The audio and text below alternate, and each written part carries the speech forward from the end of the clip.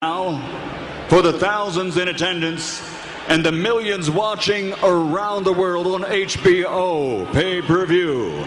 Ladies and gentlemen, from Mandalay Bay, Las Vegas, let's get ready to rumble!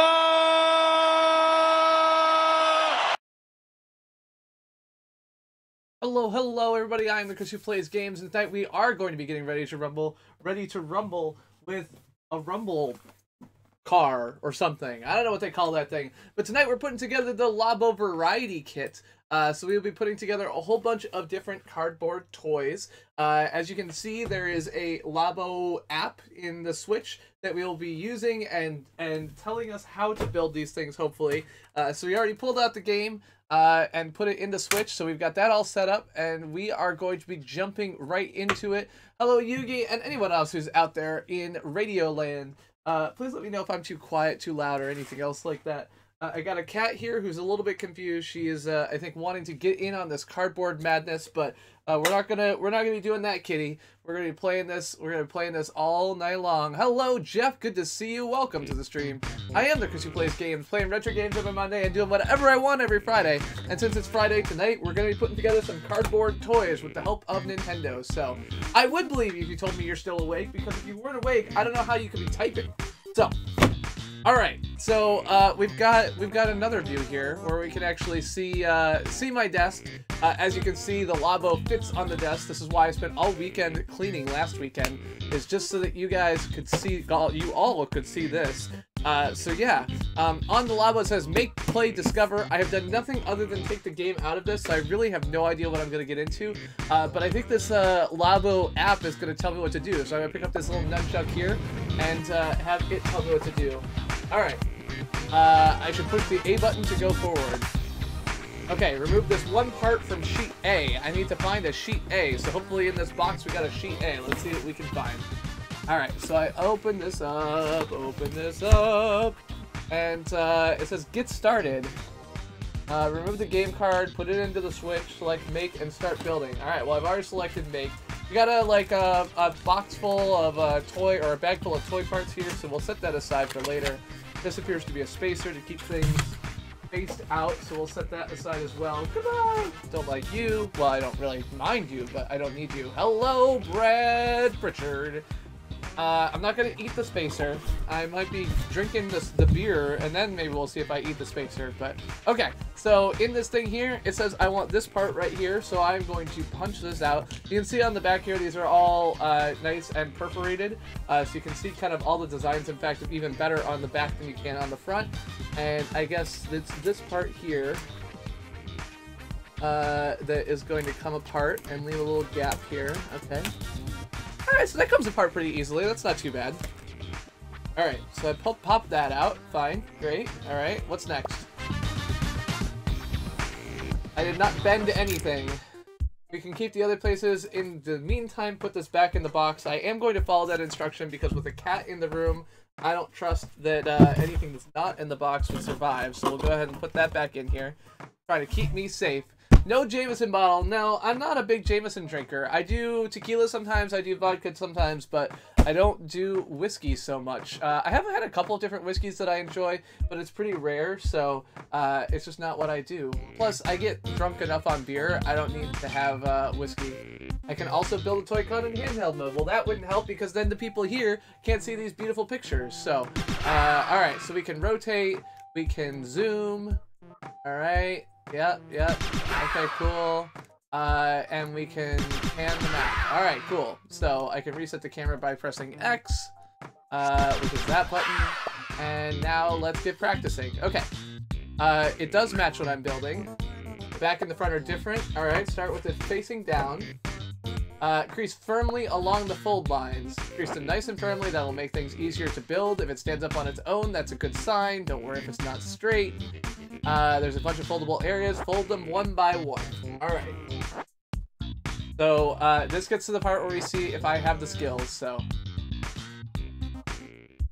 Alright, so if we take and fold along all of these lines, fold it all the way, and then kind of go back. Hello, Jose. Welcome to the stream. Good to have you, my friend. There's little holes here. Oh, these are like, these are gonna be tabs. Okay, and not like tabs in a browser, but something else. Anyway, yeah, so I will be going and grabbing some booze, probably not too far in the future. They never had me punch this out, but I feel like this is supposed to be punched out, so let's go ahead and punch that out. Mike Tyson's Super Punch Out. It's so weird to see me with a shirt. Yep. And not only is it a shirt, but check this out. I'm like a full button down look. Look at this. Like I look formal and nice. It's very strange indeed. But I wanted to, you know, be like fancy looking. So we're fancy looking tonight. All right. So we've got some extra tabs here that I think we don't need. Great. All right. So we folded that. And is there any other creases? We do have one here, so let's go ahead and fold that as well, and fold this. Okay, so now we folded ourselves all of the things on the lines. Great. Go ahead and go forward, and now we're gonna kind of flip it all together like this. And yeah, so we will fold it together and slot. Oh, I didn't quite fold on this line. There we go. And fit slot A into, or tab A into slot B. And then we will do the same thing over here. Fold on this line and fold tab B into slot B. And now what? What do we do next? Carefully insert the tab into the opening. So you can see here that I have inserted all the tabs and closed that up as well. Cool. So I have something that looks very similar to this. Now let's attach the Joy-Con. Have the right stick ready. That's this one. Great. And push the Joy-Con all the way in. I did it. And can I see the hole in the back? I can. Look at that. Hello, Org Chaos.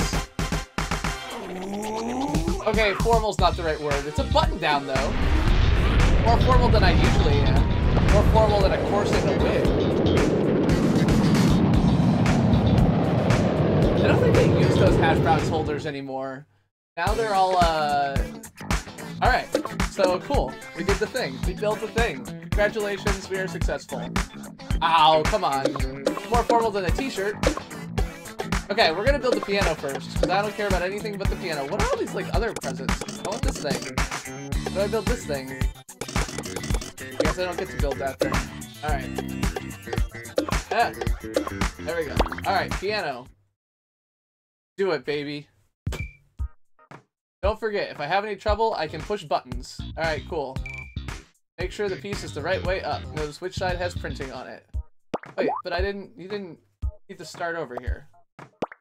Oh, I think when I was testing this out earlier, I made sure that I could get in. So let's go back. Tell me which things are... Okay, back to the beginning. Back up. Come on, I want to go back faster. Backwards, faster.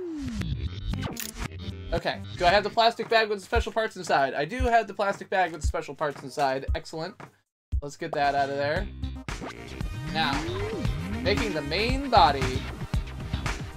Okay, so I need sheet A that looks like... Oh, A for piano and B for piano. Okay, so the sheets are labeled not just with letters, but also with what part they're for. There's a lot of cardboard in here. My goodness.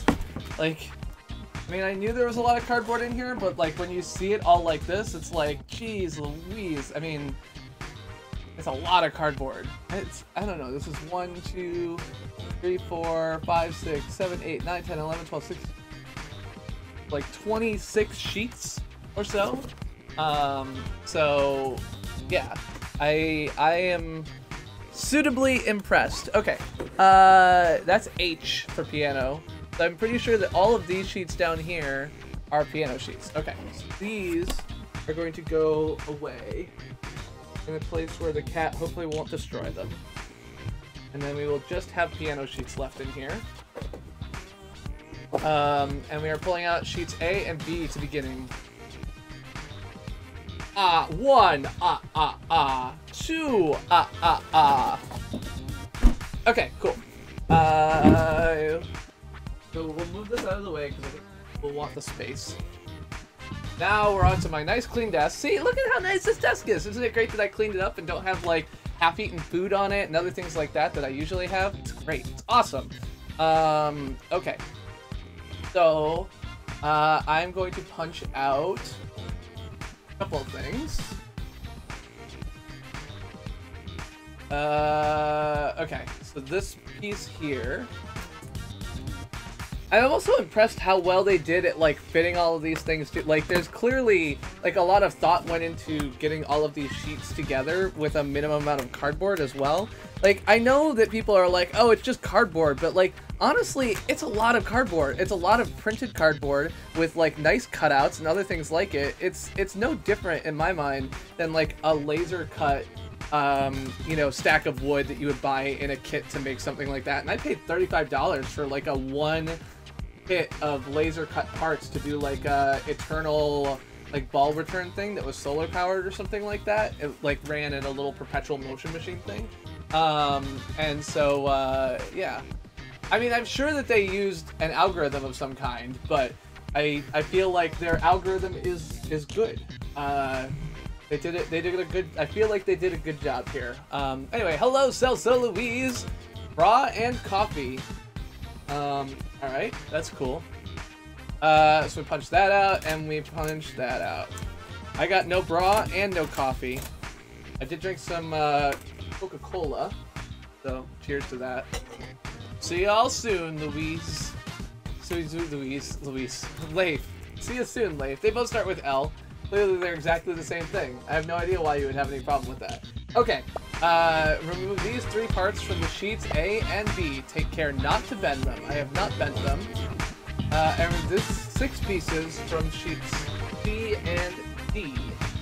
Those are the ones I don't want. I want C and B.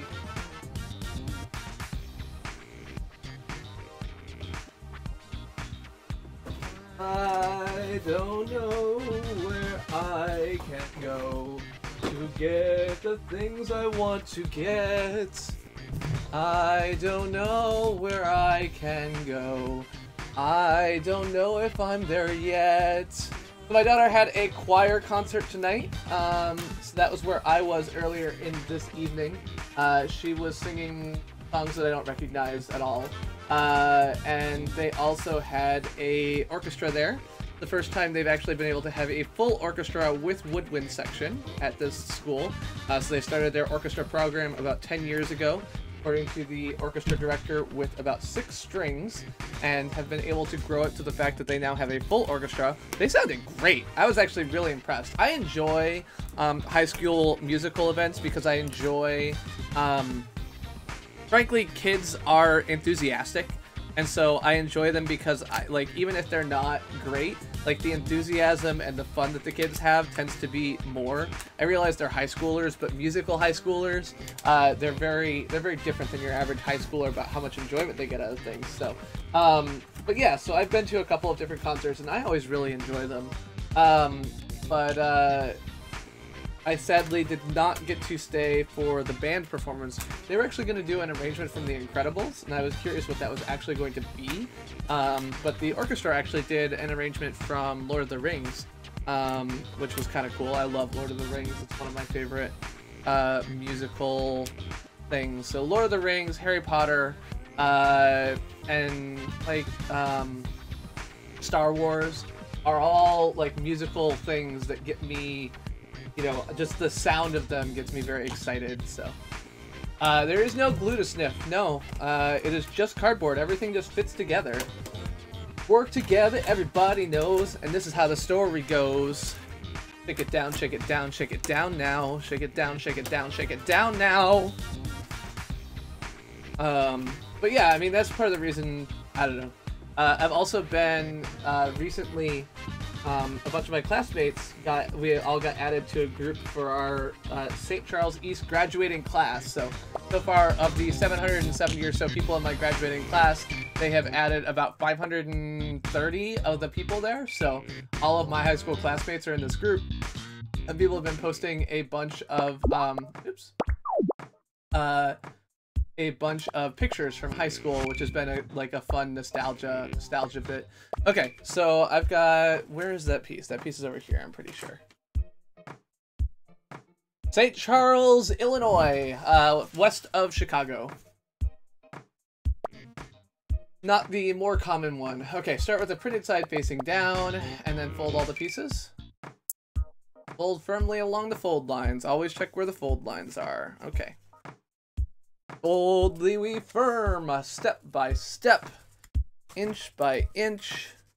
And I think any of these little pieces in the middle, I think I just punch out. Just like Mike Tyson's super punch out. I know nothing about this person, St. Charles. Is there anything I should know about the person, St. Charles? Growing up in St. Charles, Illinois, was not the religious aspects of that name were not really relevant. So the Catholic Church in town was actually named after St. Patrick.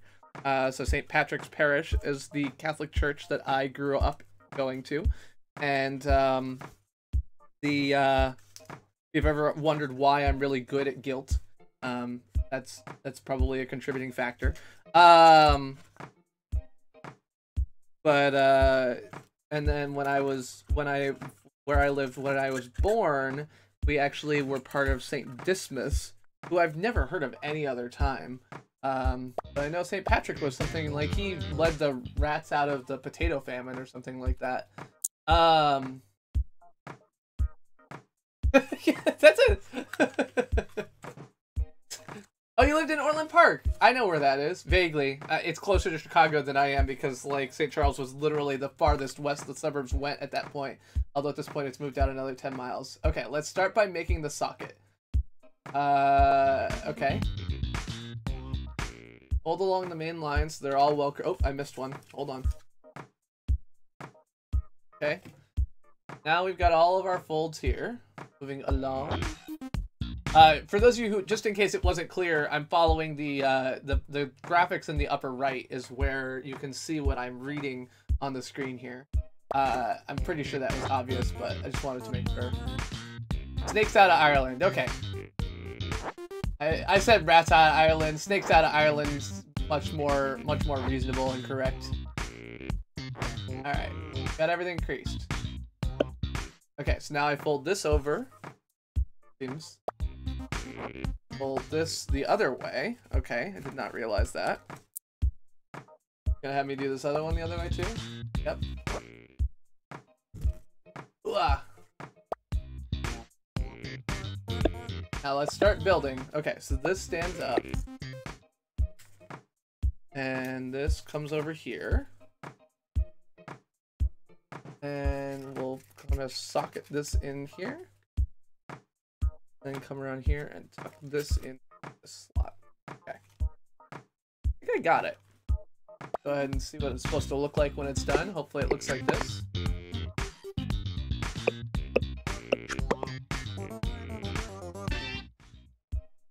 I mean, I did drive the Komodo dragons out of Ireland. That's actually what St. Christopher is good for. Actually, I think St. Christopher, everyone thinks he was like a myth, right? The Christ bearer is what Christopher is, but I think it's an apocryphal story. Okay, the part that will be the back of the main body. First, make sure to crease all the tabs. Alright, tabs, you're getting creased. Oh, I'm gonna get more parts out of here. Get out of here, cardboard. So I wonder why they don't just punch out these punched out areas. Like, what in the manufacturing process, I wonder, causes them to not be able to do that? Because it feels like the game assumes that you just do that. Like, you find the things that are going to be holes and you just get rid of them. Which is not the way that I was doing it. So. Alright, this is the back. We've creased all the tabs. I hope they won't become cat toys in 2 days, but we'll see. Finding a spot where the cats won't attack them is definitely an interesting thing. Okay, so we've got this, and we're gonna come in at the tall side here, and we're gonna come in this way. I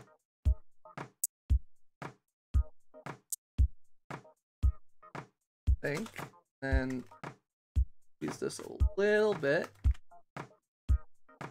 in there. All right. Okay. Seems right. Let's see if I did it right. Slide it all the way through. Did I get it all the way through? There should be a little bit of gap between the tabs and the flat piece. As you can see, there is a little bit of gap between the tabs and the flat piece. Excellent. So it seems like I did that right. Okay, now we'll anchor the socket with the 2 round pieces I pulled out. They have 1 and 2. They're both the same. Well, that's good. Thank you very much. Fold them neatly in half and slide each one all the way into that tiny gap. Okay. Fold them in half. Fold them neatly in half. I don't do anything neatly, so we'll see how this goes. All the way into that tiny gap.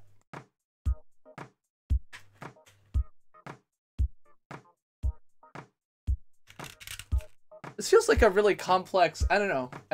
Like how do you design one of these things to begin with?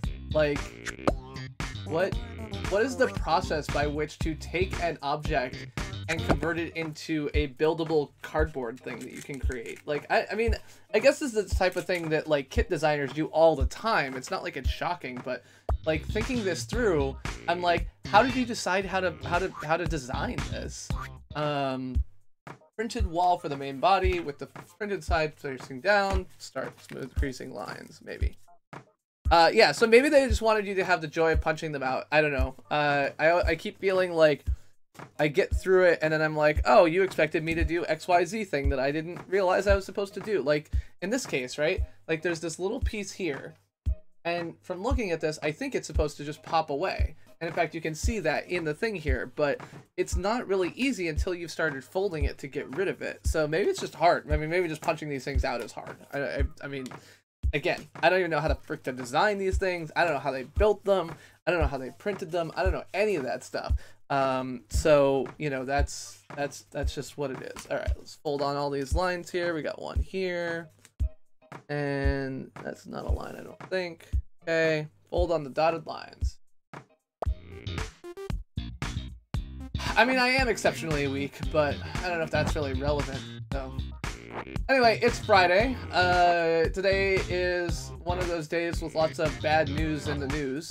I was amused by Rudy Giuliani, maven of industry, titan of legal defense of our fair lady president. No, that's not fair. Of Mr. Trump. Was on the news, and so back in 1998 he went on the news and said, like, there's no way that a president can refuse to testify in response to a subpoena. It's just not possible. And then last week he went out and said, like, of course the president doesn't have to respond to a subpoena. Like, that's ridiculous that he would have to do that. And so he was on, I don't know, some program today where the interviewer was like, so you said in 1998 that of course he has to, and now you're saying he doesn't. And so he was like, oh, you don't even know what you're talking. I was talking about, like, you know, subpoenas for documents. I wasn't talking about anything else. He was like, all right, here, like, let's roll the Charlie Rose clip, and play the Charlie Rose clip where the question was, like, if the president is called to testify, does he have to? And Rudy Giuliani, you know, America's mayor, definitely said, like, of course he has to. Like, there's no option. And it's just funny. And he was like, the whole time he was like, oh, that's not fair. That's not fair. You're just trying to trap me with, like, you know, these words. And I'm like, yeah, I'm trying to trap you with your words, you dingbat, you dingleberry, you nutball. Like, you're such a fucking, oh, you have to come up with a better excuse than that. Use a spell to add strength. Cast Heracles. Yeah, first-hand sources that Prince Harry is a cokehead. Doesn't first-hand mean that, like, you have experienced and watched him being a cokehead? I think you have, like, second-hand. Okay, so what we're gonna... Direction of the socket.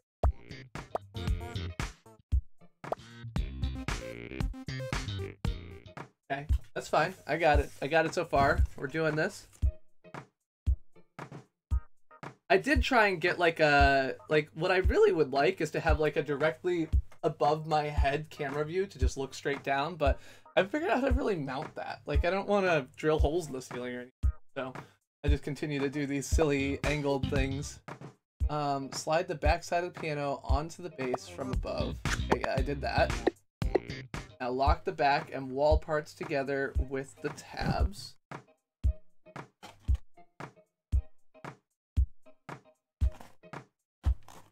Okay.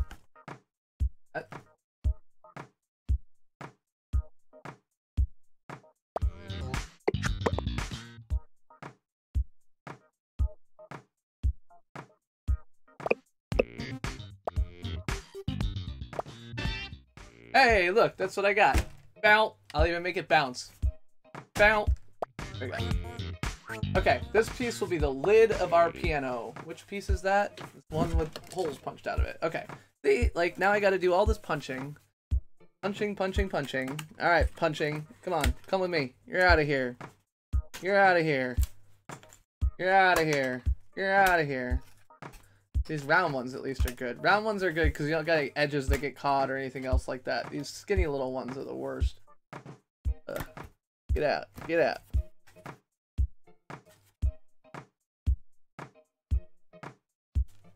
I guess. Okay.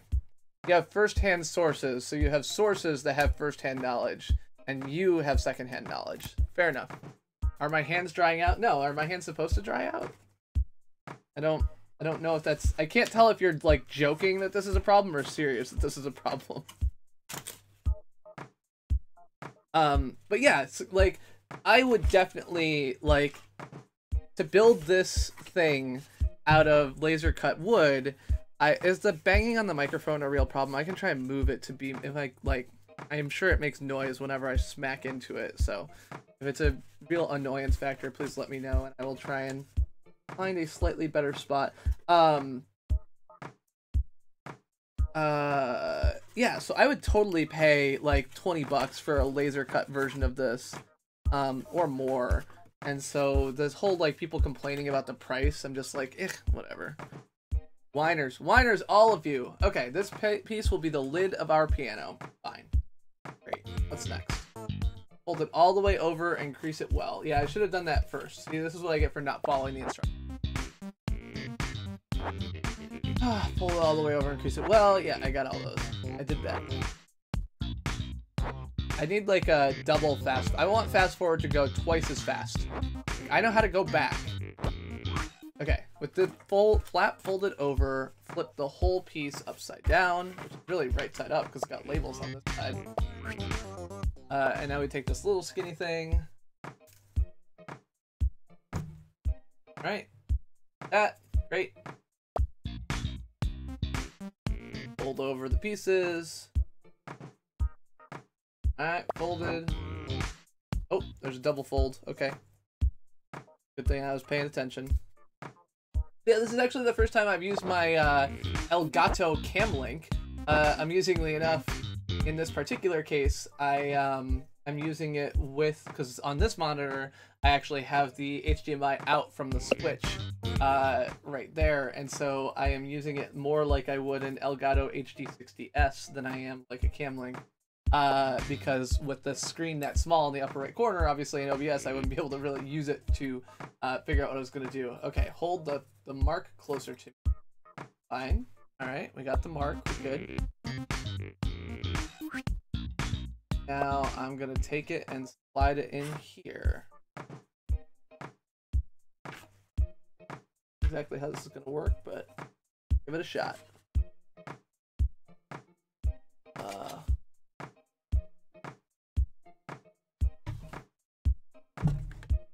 Ugh.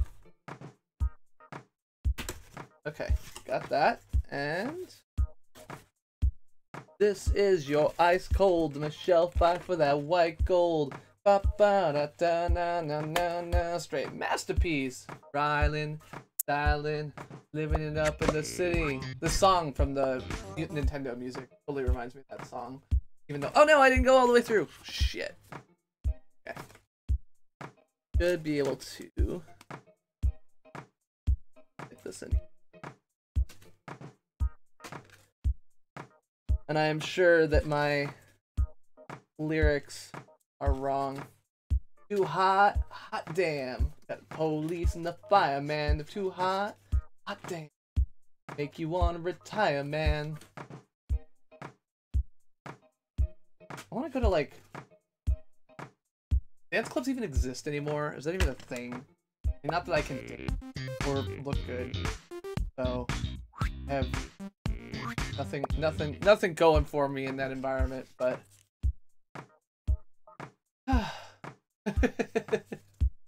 I don't think that would be enjoyable. I think I like it much better this way.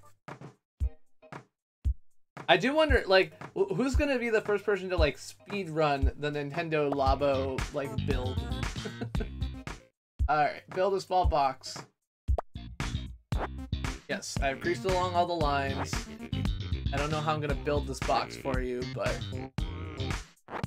these pieces are gonna stand up and... Oh, that's not really building a box. Put this on the lid.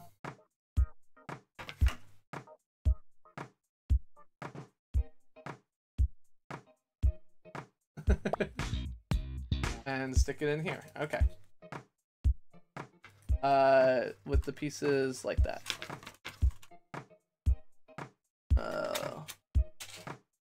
Okay.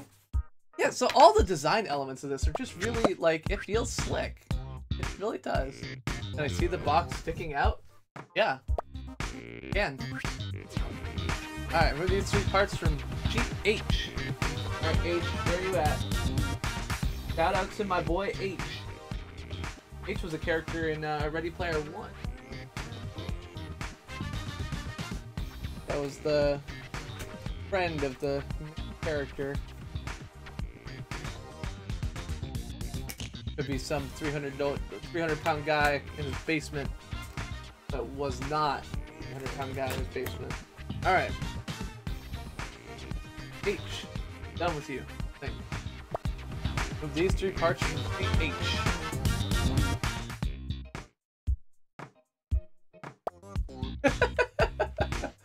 Alright, with the printed side still facing up, fold these 2 little flaps. They may be small, but they are important. Alright, so let's fold the little flaps then. Heard they're important. Alright, they are folded. I am amused that I have convinced you to buy makeup, Jose. I thought that was an amusing turn of events. That's one of the things that I was watching a makeup tutorial a couple days ago. It was someone who had like a very kind of splotchy acne face or whatever, and she was doing this thing and she like bought the cheapest of all of the like types of makeup that there was on a website. Like, I will buy the cheapest things and I'll put them all on. And just like putting on foundation and the amount that it changes you from like looking like a normal person to looking like someone who should be on camera was an interesting transition. So, make sure the piece is right side up. I mean, wait, is that this one? Okay, there's like 2 little round holes here. I don't know how to... So. YouTube made it fun and then I pushed you off the ledge. Okay, well, I mean, alright. I pushed you off the ledge. That's fine. I'm counting that as convincing you to buy makeup. I'll take the credit. I like credit. Credit where credit's due. Wait, this isn't even the right piece. God damn it. Those 2 look kind of similar, except for not. Someone... If I had been more clear in demonstrating what I was doing, you would have been able to tell me that that is the wrong piece. See, this has 4 pieces sticking out, and this has 3. Only one of them is like what's on the screen. Okay, we got 3 pieces. I'm assuming that we want the printed side down. Yeah, as always. Now, beautiful folds make a beautiful lever. Okay. I like that they try and keep the instructions fun, too. Like, they realize that just folding cardboard all night is boring. Actually, you know what I did when I was a kid? My dad and I used to stay up late. Like, they bought this, like, pop-up, like, book of dinosaurs you could make that were very similar to this. They were all little, you know, thinner cardboard than this, that you had to like fold all together and everything else like that to make these things. And I thought it was so fucking cool because I had two little brothers. I was like 8 maybe at the time, 7 or 8. And so I had like a 5-year-old brother and a 3-year-old brother. And I thought it was so cool because I got to stay up later than them. Like we all went to bed normally 8 o'clock, but when we were putting together those dinosaurs, I got to stay up late, and I thought that was so cool. And I remember just hanging out, like just me and my dad, which I didn't get a lot of just me and my dad time at the time, and putting together these like cool dinosaur cardboard cutouts, which was really neat. All right, we got a Flappy Bird. Hello, Lil Tay. Next, wrap the two sides around and fix them together with the tab. So there's now actually like two tattoo parlors in Central Square in Cambridge. And this is like a rapidly gentrifying area, and I am confused and amused. Like, I think of tattoo parlors as being a little bit low budget, and I guess the modern hipster movement has changed that. Because thinking back, when I was in Berlin, there was actually a place across the street from where the Nokia office was, called White Trash Fast Food, and it was a combination restaurant and tattoo parlor. And it was, although it was called White Trash Fast Food, there was nothing really white trash about it. It was hipsterville. It was 100% hipsterville. I wonder if I have the photo I'm thinking of. And so back in, this would have been like 2011. Maybe it was 12. When did I start working at Google? I started Google in 2014. So yeah, it would have been before this.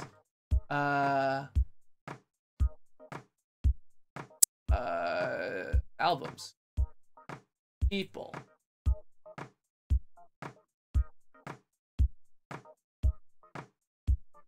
I don't know, somewhere I have this picture, but I guess I'm not gonna be able to find it very easily right now. But yeah, so I have a picture of one of my coworkers who was eating an octopus burger. And so this is like this burger with giant octopuses come out. And I understand that tattoos cost a fortune, but I still think of them as being I think of them as maybe not being low budget, but a lower class hobby. I do. I mean, that's all I'm saying. I mean, maybe I'm wrong, but that's all I'm saying. Okay, we're gonna put on some marker stickers. I don't know how these are gonna work, but that's fine. You had me, what? I didn't do anything with this. What is this? Why do I have this? Hello, James Moose the Third. Good to see you. We're just putting together some cardboard tonight, so it's gonna be a little bit different than usual. But I appreciate you hanging out with us. I hope you will have a good time. That's how I think of it, like prison tattoos and shit. That's how I think of it. You can yell at me all you want. That's how I think of tattoos. I think of tattoos as being a working stiff type of thing. But the bourgeoisie does not have tattoos. A proper Bostonian does not have a tattoo. So I was amused that in the process of gentrification, the downtown area that I live nearest, or the square that I live nearest, is moving into Tattooville. Okay, start with the ones at the end of the sheet. Alright, but make sure I know where they're going before I take any off. Sticker should go all the way around the edge of the box. Follow the video closely to get the exact positioning right. Okay, so I'm pretty sure box is the same on both sides. There's nothing magic here, but I mean, I am an octogenarian in many ways. I'm an old man. What do you want from me? I grew up in a sheltered environment in the Midwest.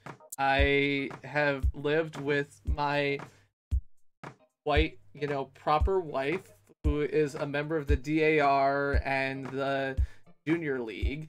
I live a very sheltered life. I don't know things. But yeah, so the tattoo places in Central Square are now completely like packed all day on Saturday, as far as I can tell. I've walked by several times and they always look very full. All right, there we go. I don't know what this thing is gonna work.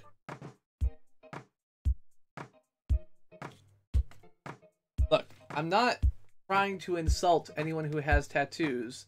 I'm describing my perception of like my admitted and understandable bias. Like, you have me describe, I am describing what's in my head, not because I am indicting or judging anyone who has tattoos, but because I am explaining the things in my head. In the same way that owning a hatchback in my mind was also something that, like, hatchbacks are for poor people. I now own a hatchback and it was not cheap. So I understand that my perceptions and positions and thoughts can be wrong. Doesn't mean that I don't have biases, implicit or otherwise. There we go. Alright, so I got two things around here. I didn't do it perfect, but I hopefully did it pretty good. If this is not good enough, then they clearly are not designed for being put together by kids.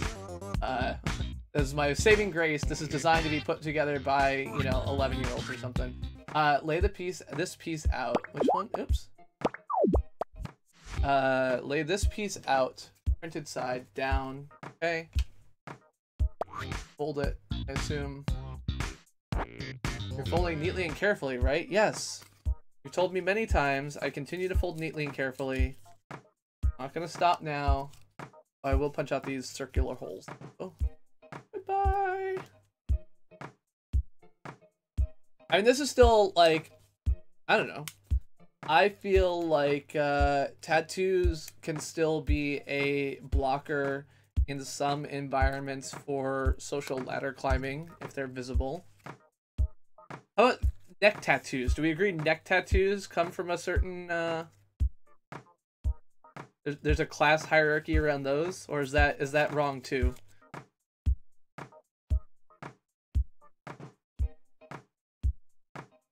I would have to, like, leave. I don't want to leave all of you bored here while I go get drinks. That would be rude of me. Okay. Let's...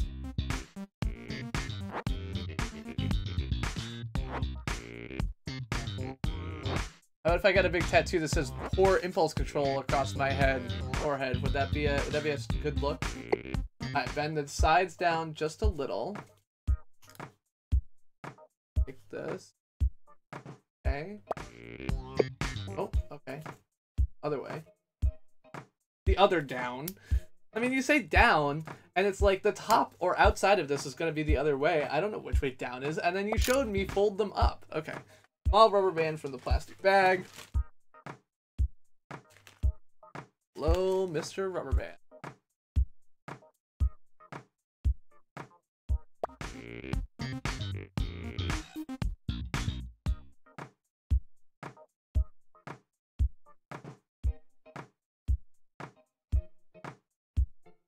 Hook the rubber band around the two tabs that are sticking out. The printed side is facing down. Yes, the printed side is facing down. Said yes. You have to treat me like an idiot, game, just because I am. Okay. I have wrapped around that. Like, oh wait, hey, there's clipping there. Look at this.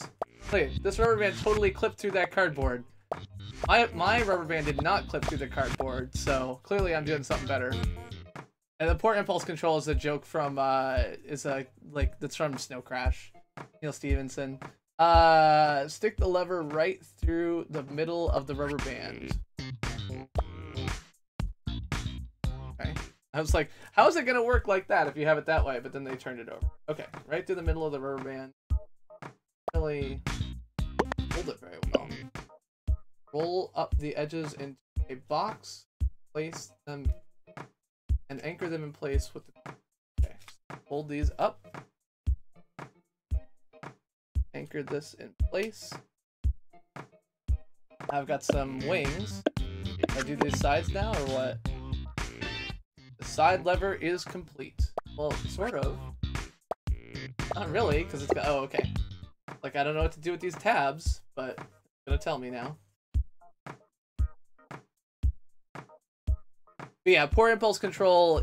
So in the Snow Crash world, where, you know, one of the punishments or whatever was getting a tattoo on your forehead, to let people know in other burbclaves or whatever, like, that you had problems. And so the Raven, who is one of these main characters, had poor impulse control tattoos on his forehead as a punishment for something he did or something along those lines. I don't know. It's been a long time since.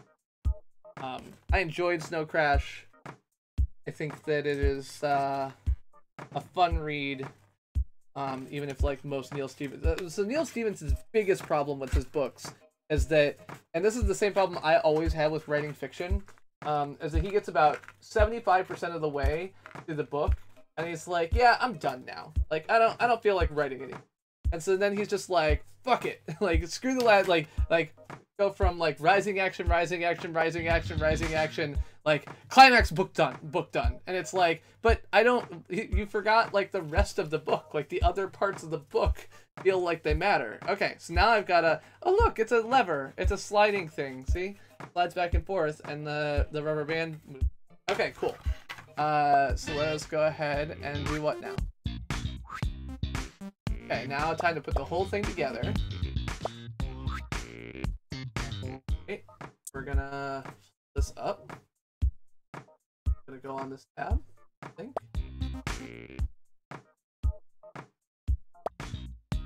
Tabs one by one.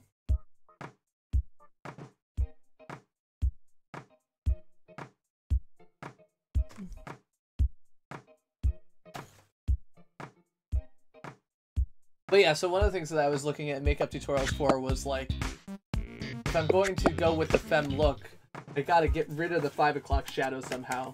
What was interesting to me is that, like, the 5 o'clock shadow in film or in general has, like, a blue look, and so the way that you apparently fix this with makeup is that you apply, like, orange, because you go opposite on the color wheel in order to cover something up. And so you get, like, an orange, like, one person used, like, orange lipstick. So put orange lipstick on their face and then covered it with foundation and blah, blah, blah. And I was like, oh, I mean, it looks weird to just put a bunch of orange on your face, but yeah, okay, that works. I can definitely see on the side that you did your face up that I can, you know, I can tell there's a pretty major difference between one and the other, and yes, it started out orange, but it ends up working out okay. Okay, what is this box? Okay, that's right. This side has an extra tab to lock it firmly in place. Check that the lever is working properly. I slide the lever up and down. I can see the thing sticking out. I can. Okay, cool.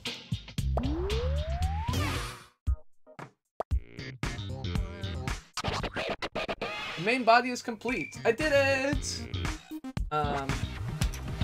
So I successfully did a thing. So before I make the keyboard tray, I am going to run ahead and go ahead and grab something to drink. So in the meantime, I will briefly here. What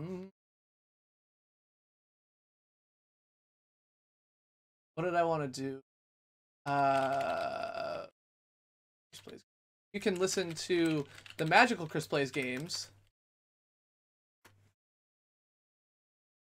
Oh, because my name isn't.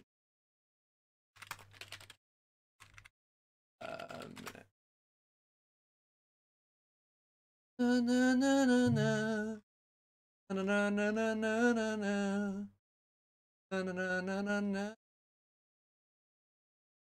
No, do a thing and I.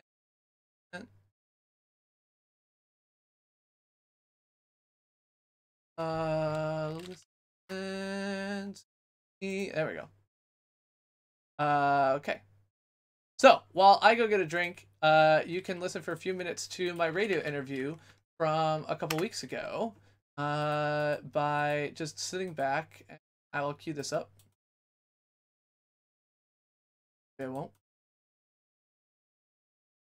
Yeah, I'll open another browser and queue this up. Yes. Okay. So yeah, give me 1 second. I'll be right back after I grab a drink. Bridge that digital divide And move the city forward. Cambridge, an organization advocating for municipal broadband in our fair city. Chris, thank you so much for joining us on What's Left. Thanks so much for having me. Absolutely. What is Upgrade Cambridge and where did it come from? Upgrade Cambridge is a grassroots organization which was formed by a number of residents in the city to try to move the city forward on municipal broadband. It was originally formed sort of in the wake of the FCC decision late last year to end net neutrality.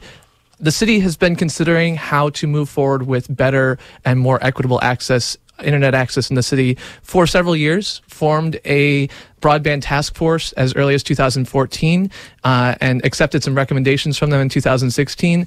And unfortunately, since then has basically dropped the ball and admitted as much in a council committee meeting in March. Upgrade Cambridge kind of stemmed out of that as people looked around and said, well, nothing's happening. What can we do? Reached out to some of the members of the broadband task force, including Saul Tannenbaum, who was able to kind of collect a number of interested people, including Adrian Musgrave, who was a city council candidate earlier in 2017, Roy Russell, an MIT alum, and others, and move forward with kind of building this grassroots organization up. Our biggest goal at this point is to reach out to the residents of Cambridge and kind of bring them together to call for a municipal broadband network, which could provide that fast, reliable, affordable internet to all residents of Cambridge. And, the city recently said that they really just see that the residents of Cambridge don't consider municipal broadband a priority. Strange for me to hear that because everyone that we talk to with Upgrade Cambridge seems to feel very differently. So trying to kind of collect that overall emotion and bring it forward to say that, a municipal broadband network is a way for us to provide for our residents, to provide for our city. And as the FCC backs away or runs away from protecting consumers to, kind of force their hand with regulations on the use of that network that would protect net neutrality, privacy, and other things. Well, Chris, that was the intro to my presence and performance on WMBR 81.1 FM here in Cambridge, the MIT College radio news station. Tonight, we are going to be drinking a couple of different sours, perhaps. I'm quiet now. I mean, I was noisy. Yeah, well, so here. I don't think I think it's just that I was really loud on the radio show, which I did not realize how loud I was. I apologize for that. So this is from Paradox Beer Company. It's the number 50 2017 Straw Basil. Wild sour golden ale brewed with strawberries and Thai basil, aged in wine barrels. Paradox fermentation, bottle conditioned. Here we go. Summer is definitely one of our top 4 favorite seasons. People tend to move faster, work longer, and play louder as daylight hours and temperatures increase. With all that noise and chaos, we often find ourselves looking for ways to step back, slow down, and de-stress. This barrel-aged strawberry and basil sour is intended for those on a similar quest. Turn off your phone, toss an extra pillow on the porch swing, and let your first sip lead you there. So this is more towards the sour end. It's got a low hop profile, which I think is what I want. I don't think that I really enjoy hops at all. I'm too quiet. Scream at you. All aboard!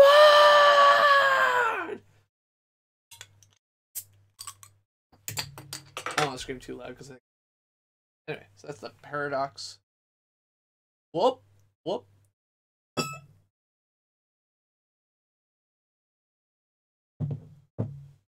So Cotton Pop, I just finished the first part of the build. So we have the piano here has a thing at the top, and it has a lever on the side, and overall seems pretty good. So yeah, that's definitely a failed pour. I was just trying to get it to not spill all over my work area, which only partially succeeded. And yes, that drawer is poorly organized. That's correct. That is kind of where, as I had a couple of things that got left over, they all kind of got tossed in that drawer as I was cleaning up the last remnants of my desk here. I'm going to grab a washcloth so I don't ruin any Labo bits by getting them wet here, so I will be right back. Sorry about that. In the meantime, we will turn radio CPG down just a little bit. Give this another shot. In this city, in the city of Cambridge, known for its intellectuals and its universities, do you know what percentage of people do not have broadband access? Yeah, according to the the census, the annual census is done every year. Approximately 7% of households don't have access to the internet at home. Unfortunately, as is not so uncommon, that falls heavily on the underprivileged in our community. So among households with household incomes of less than $20,000 a year, it's more like 40% of households don't have access to home internet. But there aren't that many people anymore in Cambridge who have that level of income, right? It is true, although, I mean, the city continues to work on its, affordable housing and other things like that as well, and kind of is ignoring in its affordable housing metrics that, we're spending tens or hundreds of millions of dollars on affordable housing projects while ignoring the fact that these people don't have access to the internet that costs, for the average person, $1,000 a year to buy a basic package from our monopoly provider.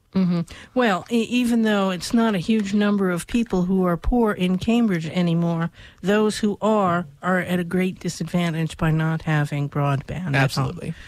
There's no doubt that nowadays you need broadband for a lot of things. All right, I'm back. Yeah, there we go. Acorns. What is Acorns? I don't know what that is. Anyway, so yeah, I don't know. I listened back to that radio show. I was pretty impressed with how I sounded. I don't know what you thought about how I sounded, but I felt very professional-ish in that. I didn't wear the hat, which maybe I should have, but I don't think it would have mattered. I don't think that would have mattered on the radio so much. Okay, let's grab E and F here. Sorry, Kitty, didn't mean to bump you. I don't know where D is. I don't think I did pull out D. Okay. All right, E and F. We're going to punch out basically all of E and a couple things from F. Keep this out of the way. I'll dry here. There we go. Oh, yeah, so the taste of this.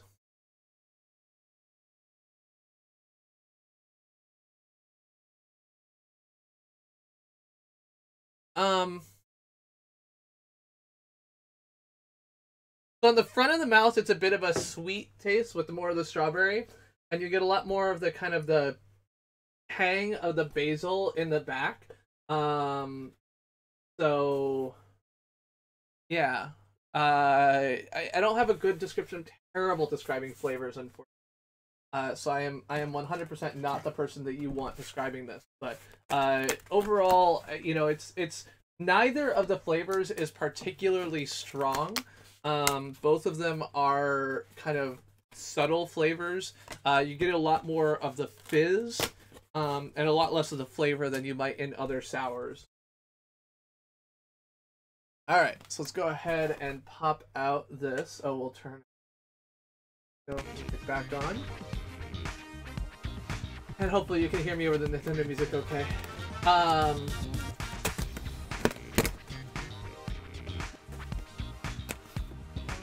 Yeah, I mean, so Mississippi T is definitely a fan of investing in things, even if it might lose you money.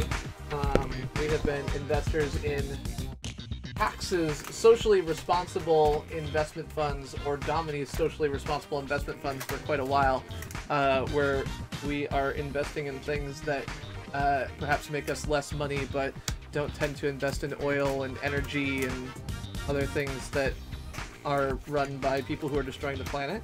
Kind of cool. We never lose a lot of money, so it's okay. And it keeps the money out of our bank account, which is good for actually saving, even if we're not taking a significant return on it. My voice is now quiet. I didn't turn my voice down. I'm a little bit surprised as it's so much quieter. I don't know if this is going to change anything. It feels like, actually, that is doing something. I will turn the cam link down. Hopefully this is a little bit better. You can hear me now. The game's not overpowering. Everything seems fine. Yeah, I mean, I can't, like, be leaned over right next to the mic all the time, so hopefully this is okay now. If you think it is still not okay while I am holding this piece up, please feel free to let me know. Okay, you are done. Don't care about you. Goodbye. There's no more cardboard in you to punch out. We're not doing Mike Tyson's punch out here. 6 parts. Alright, you can fast forward by stretching the forward button with my finger. Well, I can't do that when I am...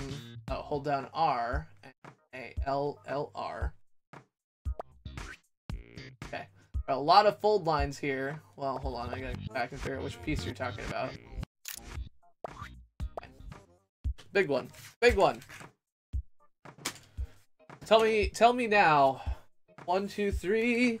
I'm saying the ABC. I'll tell you the ABC. 1, 2, 3. I don't know, baby, you and me. Alright, we're gonna have you face down. And,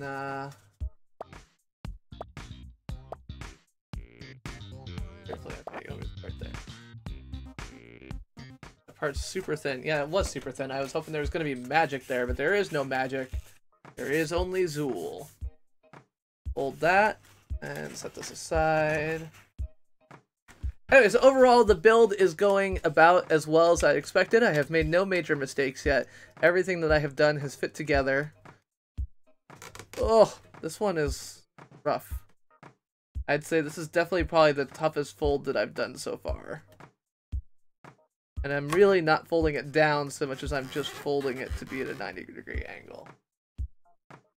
Sing Song More. Oh, there's a lovely song. Sing More. Is this the real life? Is this just fantasy? Caught in a landslide, no escape from reality. Oh, that's right, you guys. I haven't talked to you all since I went to the symphony on what's it called, Tuesday. So on Tuesday evening. Oh, I also haven't talked to you guys since my ACLU event. So I have so many stories to tell that I haven't even been telling. So on Tuesday night, I went to the symphony. We saw Rock the Pops. So the Boston Pops were doing a series of rock songs. We didn't know what they were going to be ahead of time, but they ended up being like The Who and Led Zeppelin, rock music mostly from the 60s and 70s, with Bohemian Rhapsody and We Are the Champions tossed in for fun, as well as Sweet Home Alabama, which I don't think is that rock? Is that a rock song? I don't know if that's a rock song. But yeah. Fold, fold, fold, fold, fold. Oh, I missed one here. But yeah, so it was great, and they had this amazing. Is it a rock song? Okay. Yeah, so it's baby boomer music. It 100% was. They also did. They did do Bob O'Reilly. Bob O'Reilly is one of my favorite like sing-along / participation songs. For a long time, I used to go out for beer every Sunday, and when I went out for beer, it was the last song. They played that song at midnight every night, and of course we would like get excited and bang on the tables and everything else like that, because that's what you do when Baba O'Reilly is playing. If you've never heard Baba O'Reilly, you may know it better as what people might refer to as Teenage Wasteland. That is not the name of the song, but some people sometimes think it is. Same thing on the other side. Snap. Yeah, I got it in. That's fine. Okay, now we're going to take this piece. Nope. I'm going to take this piece. Yeah. One of these. So far, I can't waste your eyes. It's only Teenage Wasteland. Out here in the mirror. I don't actually know most of the words, of course. Like, most of the songs that I know the words to, I don't actually know most of the words. I just, like, have, like, vague syllables that work well enough when you're screaming them loudly in a bar.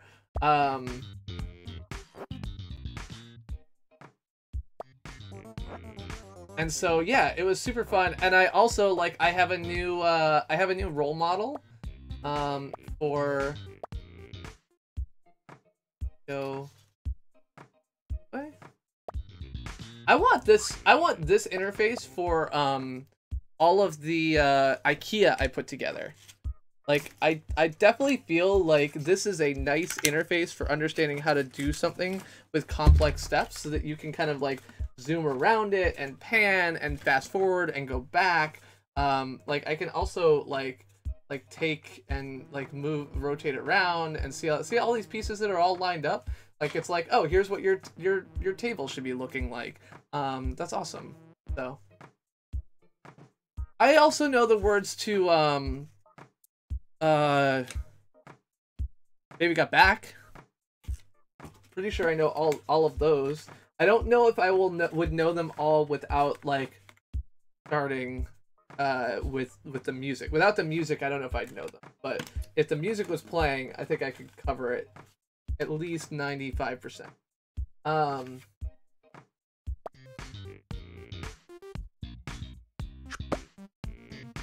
I also know Bohemian Rhapsody. Yeah, it is a little different, but I got it in. I think we're all set. Oh, no, I got this on the wrong side. Hold on. That. Pop this back. Stay in. That one doesn't really want to stay in. So we'll have to. Yeah. Okay, so now we take this raggedy piece. We're gonna flip it over, right? Oh, there's this one that's the same shape with different marks. No, I got the right one. The right one. This is the wrong one. Okay. Turn it side down and fold it firmly over. I like how they're like, we're gonna fold it fast, that way you know it's firm. Like, okay. But yeah, so they had a singer out there for a bunch of stuff. He didn't come out for a Bohemian Rhapsody, they just had us sing that. But they had him come out for a bunch of the songs, and he was great. Like, he was just so enthusiastic about the whole thing. It was so much fun. And so I told Jess, like, I want to be Alfie when I grow up. Alfie Row something? I don't know. I want to be Alfie when I grow up, because he was just so enthusiastic and so excited to be there.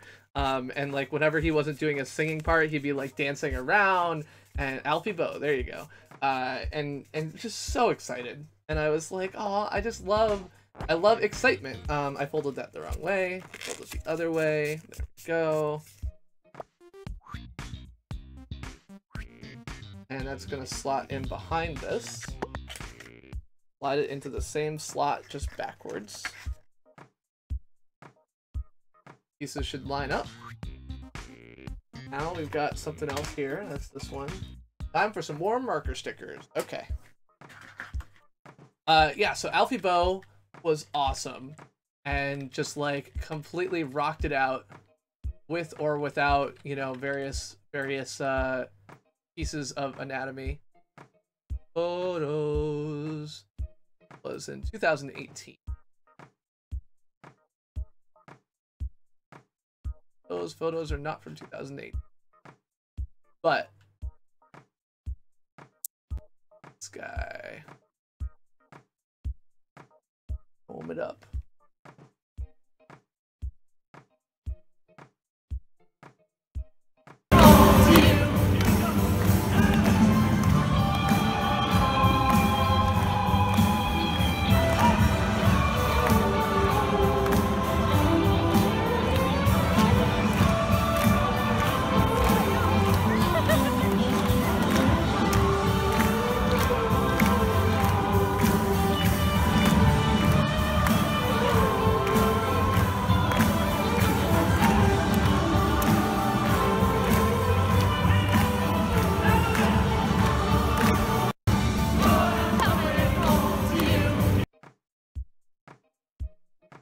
Watching a video of a video. That's right. That's what we do here. That's how we play it. I mean, watching a video of a video is something that we do routinely here, so. I don't care about him being a good dancer, Brad. When have I ever cared about skill? I care about enthusiasm. I was not annoyed that you didn't care about the student's performance. I was annoyed at our daughter deciding that she should bail, even though her teacher has told her that part of her grade involved her sticking around. Because I think she is going to get penalized for that. And I know her other classmates did it too. But I think that was a stupid decision on her part.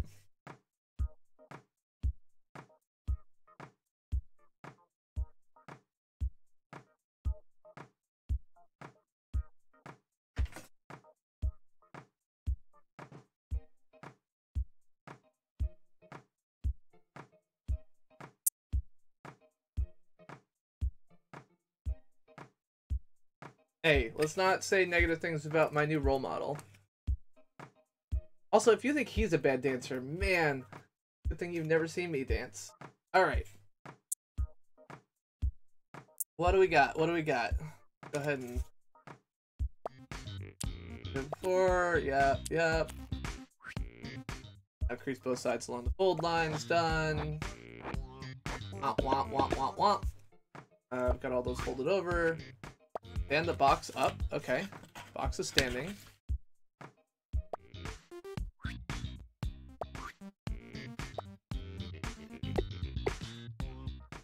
I don't think it's okay to joke about calling non-pedophiles pedophiles. I feel like that is a line that I would prefer people not cross, because it's just the type of thing that can go wrong in so many ways.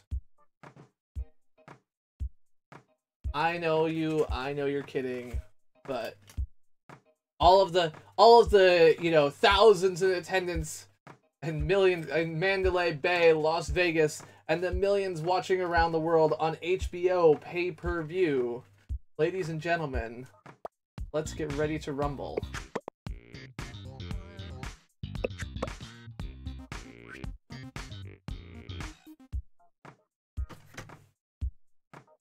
Doo-doo.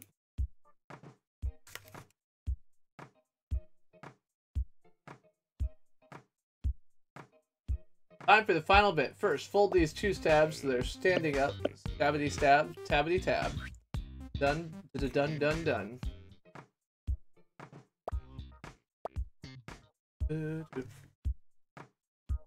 And insert both tabs into their slots. Make sure the Labo sign is printed the correct way. Alrighty. I bet these little tabby things are gonna show through these slots. Markers rather. So I think that the way this is going to work is that these are going to be reflective or detectable by the Wiimotes or nunchucks or whatever they're called. I don't know what they're called. They're not called Wiimotes, the Switch motes. And that's how it's going to do things with the... Make sure the printed marks are the right way up. Here's they are. You've heard the Seinfeld bass. I could imagine that, Rusty Bones. I think we did it. Now we can join the whole thing to the main body of the piano. Fold up that tab at the front. Done. And put this in here and slide it in. Well, now I feel like it's starting to look like a piano. Pretty cool. Has a piano look to it. Sing us a song, Mr. Piano Man. Sing us a song tonight. And we're all in the mood for a melody. And you've got us feeling alright. Do I want to take a little break and get in the zone first? No. Making the keyboard. There are 13 keys to make. Am I ready for some hardcore folding? I don't know. I'm gonna throw it out to the audience. Are we ready for some hardcore folding?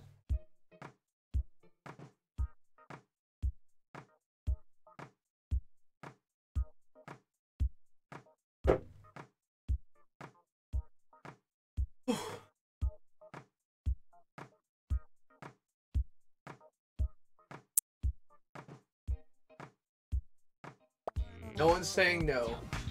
To the extreme! Alright, sheet F. F. I'm gonna guess I don't need the piano for right now, frankly, so we're gonna take that away. I'm sailing away. Uno, dos, tres, cuatro, cinco. 2, 3, 4, 5. 1, 2, 3, 4, 5. Done. Hey, what's next?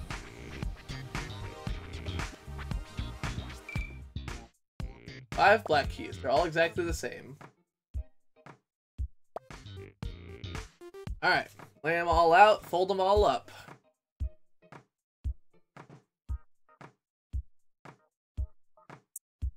Fold. Fold. Fold. Fold. Fold. Now we're in the speedrunning part. The speedrunning portion of the evening. Everyone get ready, set, go. Oh yeah, so Jose, you were asking earlier if they have replacement parts for Labo stuff. My understanding is no. There are no replacement sheets for the Labo bits, but that was early on. I know it was asked because people were like, what if my cats eat a sheet or whatever? Excuse me. And I don't know if that changed later on. Okay, so what do we do? Yeah, fold firmly, blah, blah, blah, fold, fold, fold. I got it. What do I do with this little tab at the end? Okay, that slides in there.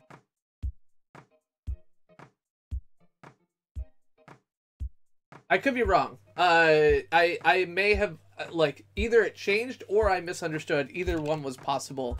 I just remember them saying, like, there aren't any of those things yet. So, alright. Fold. Fold. Fold. Fold. Fold. I'm making a fucking piano out of cardboard. That's cool. Alright, so then the other thing is the event that I had been talking about for a while, and the, so we were hosting an ACLU speaker. That's part of the reason why I was on WMBR 88.1 FM Cambridge, was because we had this event coming up, and so I met Linda Pinkow, who was the interviewer on that radio program at a local nonprofit. I think it was a like activism, like how to talk to journalists for nonprofits or something like that event that I went to, and she was there, and so we started talking, and I said, yeah, I'm doing this thing, and she said, oh, what's, and so I was like, yeah, we got an event coming up on March, or on May 19th. She was like, or whatever the date was, she was like, oh, well then we've got to get you on the show. And so I came on the show and did that. But yeah, so we had a senior policy analyst at the ACLU who was the principal author of the ACLU's talk on, or paper on, how to protect net neutrality via municipal broadband. So he was in town for something else, and we said, hey, like, you know, do you want to give a talk? And we set up a space for him and invited people to come. So we ended up with about 70, 80 people. We had about 70 at a time, and like a handful of people floated in and out throughout the hour-and-a-half event. And so Cade, who's a local ACLU of Massachusetts chapter activist, was there and gave a kind of a talk about what's happening here and so on and so forth. And you know, did the basic ACLU pitch activism thing. And then Jay talked for about 30 minutes about what was in his paper, which, since I've read it, was kind of, you know, like, I already know this part. And then I got up and I talked for 15 minutes, which I did great, frankly, about what is happening at the state level and at the local level. And of course, it's always amusing. So like the city manager does not want to build a municipal network in Cambridge, and so the city manager's PR person was at this event, and I got to like be there, and I was basically like, I was quoting from the city's position, which was stated by this guy who was in the audience, which is that the city should not build a municipal network and other things like that. And so the city PR guy is sitting in the audience, and at some point during the Q&A, oh, we did 30 minutes of Q&A afterwards, and at some point someone's like, well, like, who do we talk to? And I was like, well, I mean, it's really a decision by the city manager, like, you'd have to talk to him, and, like, you know, he's the one you want to convince. And another member of her group was like, and if the city's, like, communications director would like to identify himself, you know, he could do that. And Lee did, to his credit, kind of say, like, hey, I'm here, like, you know, you can talk to me. I am a person who you can, like, my email's open, you know, send me information or whatever else like that. But it was kind of funny. But yeah, anyway, so we have about 70 people, which was less than I would have liked, but more than I feared. We had hoped for 100, but I had feared that we'd get like 20. So that was pretty good. And we, yeah, and most of them were from Cambridge, and a lot of them were ready to be activists. And so we're trying to activate a decent sized community here so that we can, you know, build up our efforts.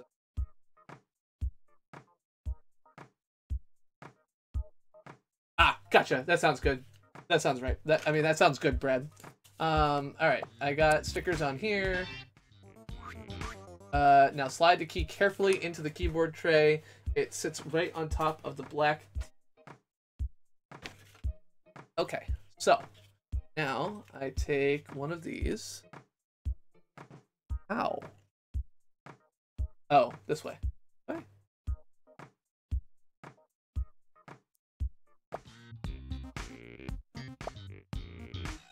Oh.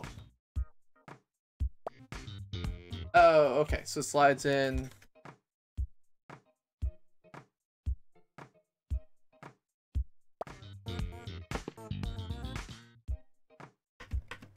Okay.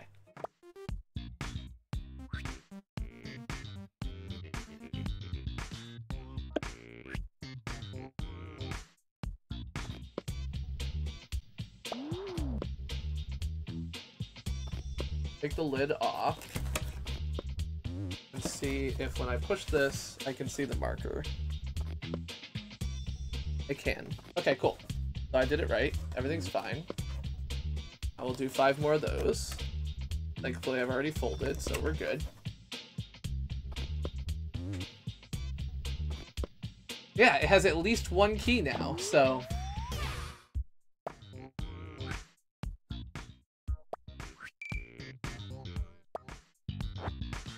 yeah, I don't need more instructions.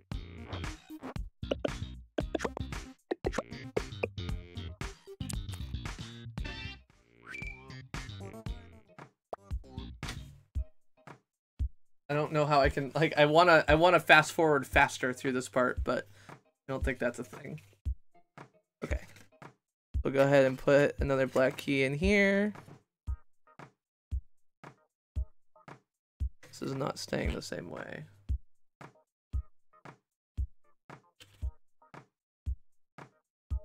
Oh, there we go. Okay. Just slide it literally right on top of the two. Did not quite do. Go. And here we go. And here we go. Okay. Okay, cool. So now my keyboard has 5 black keys.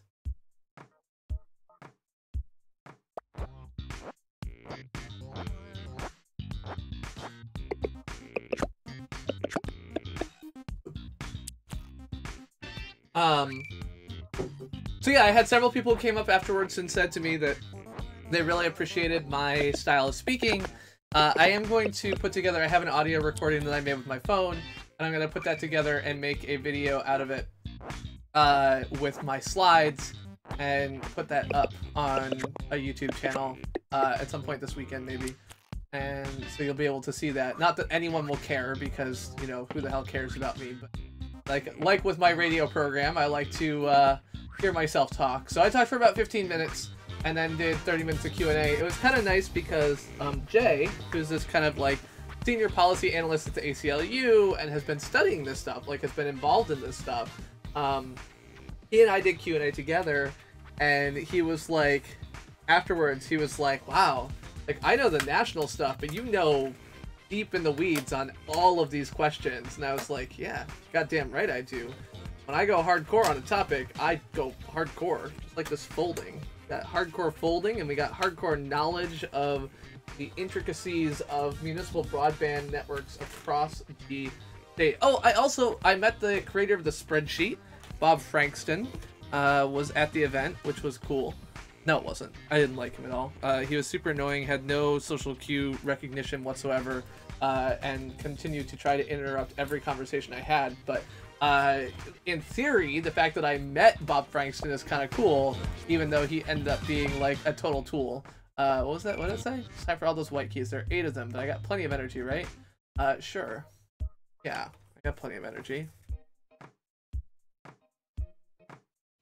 Yeah, I mean, that's what I said. No, they created a spreadsheet. So he created VisiCalc in 1979, which is the...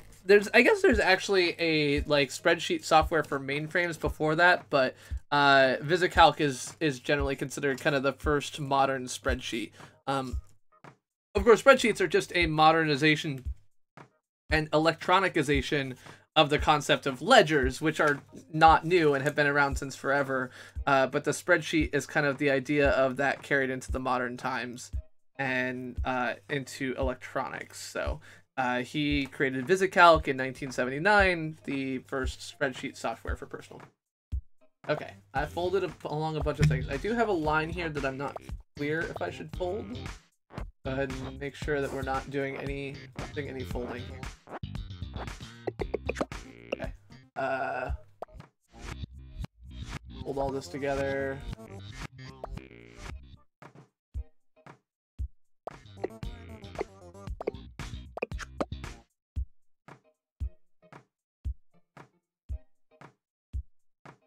Okay.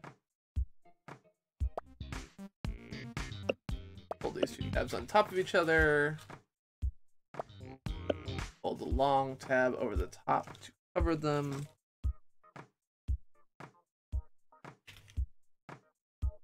Anyway, hello Stingray, thanks for being here, thanks for hanging out. How did you enjoy your Fox game? As you saw, I tuned in briefly just to say hi, but I did not get to see a lot of it. Yes, I can see the tabs pointing out the top. And then I slide this in here. I'm gonna do... Oh wait, no, I did something wrong. Hold on, come back. Oh god. Hold this in here, there we go.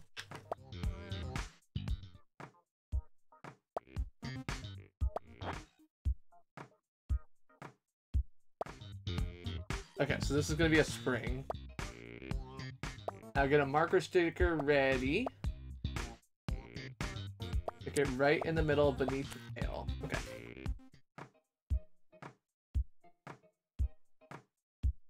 I really hope that all of those little, like, 9 stickers in that lower corner are the same, because if not, I already fucked up. Okay. Got that.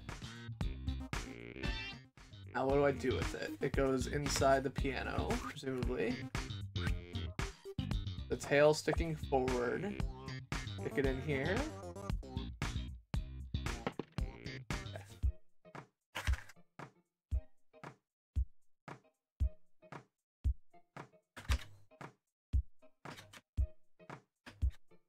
Okay.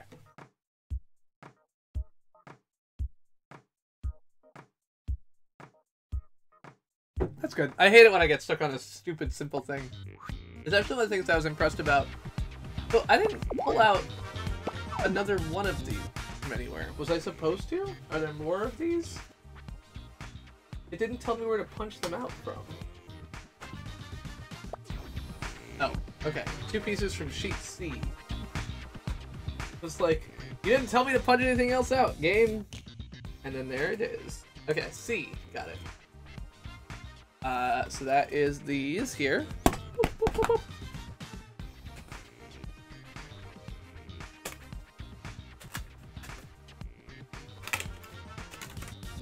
The build quality on this is fantastic. I am super happy with this. It is everything that I wanted it to be. And I think anyone who complained that you were paying $70 for cardboard has clearly never done any kind of modeling in their lives before, because it turns out that doing good, like, intricate modeling is just expensive. Yeah, so my event went good. People thought I was great, which was important. We had enough people there to be not embarrassing, which was good. Yeah, so I actually, let's see, Twitter upgrade cam MA.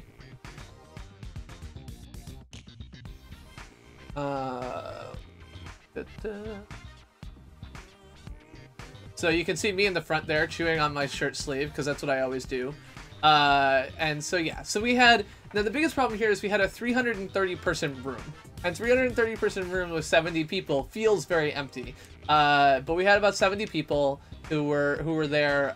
So in the front you've got me, this guy here, the black guy on the right hand side is Sam Gebru, and Sam Gebru, you can't see my pointer, I think, maybe you can.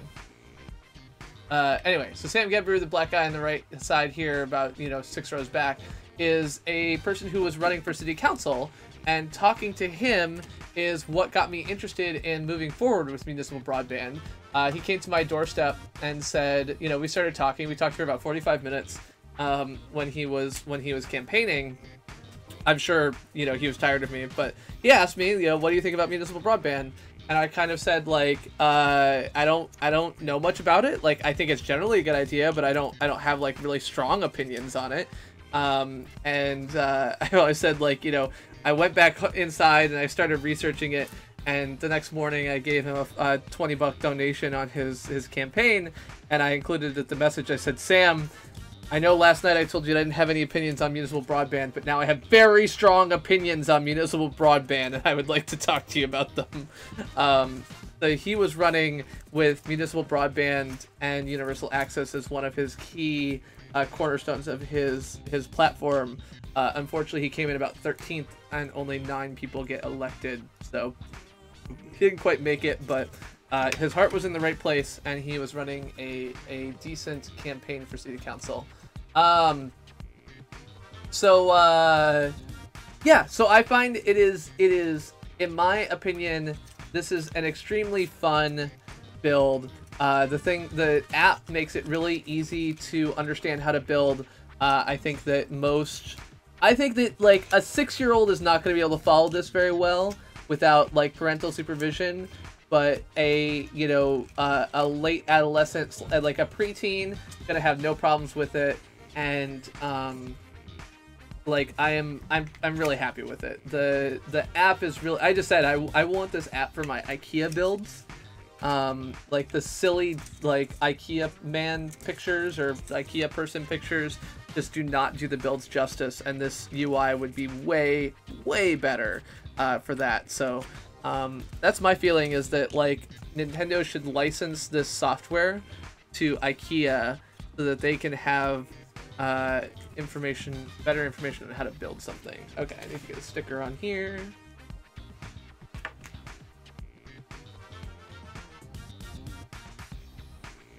ahead and toss this right in the middle.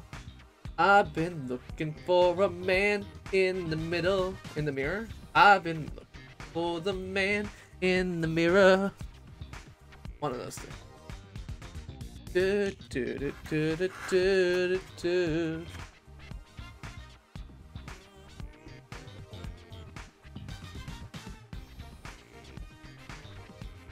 Yep, Sam ended up being my #1 vote. So we have ranked profile, whatever the good voting is supposed to be, where you vote by people by number. So in Cambridge, they don't just say vote for me, they say vote for me as #1. Something runoff. Some starts with a P, I feel like. Yeah, anyway, so we've got non-first past the post voting here. And so, he was my #1 vote. I did look through, and basically so there was like a list of like candidate positions on a website, and you could go and like look at each of their positions, and I looked for everyone who was there was like 3 people who mentioned broadband, 2 of whom said the city should own infrastructure, and 1 of whom said we should work with Comcast to make the broadband better, because he'd been in telecom for 25 years or whatever. I didn't vote for that guy, but the other 2 were my #1 and 2. Unfortunately, no one else really made it an issue on their campaign, so that's one of the things that we actually really want to do with Upgrade Cambridge, is basically make it so the next time around an election comes, we can say, okay, city council reps, we've got a cohort of people who are interested in municipal broadband. You need to listen to us because we have this cohort of people. I don't think that this one goes here. I think it is slightly too wide. So let's figure out where it's going to tell me to go. That guy did not make it, no. I mean, keep in mind, we had 27 candidates for 9 spots. So we had a lot of people who didn't make it. I didn't feel like he was a particularly serious candidate, frankly. Oh, wait. Go back. Where's it go? Oh, I was doing this? Okay, yeah, I did that. Yeah. I did the creases. Come on, and tell me why you're staring. Come on. It must be what I'm wearing.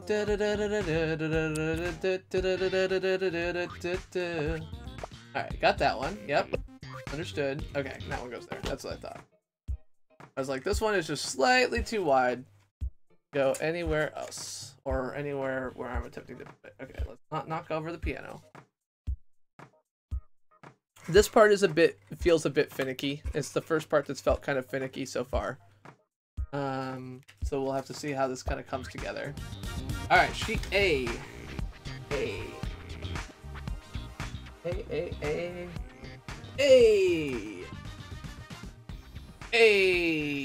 Alright, what do we got here? We got this one.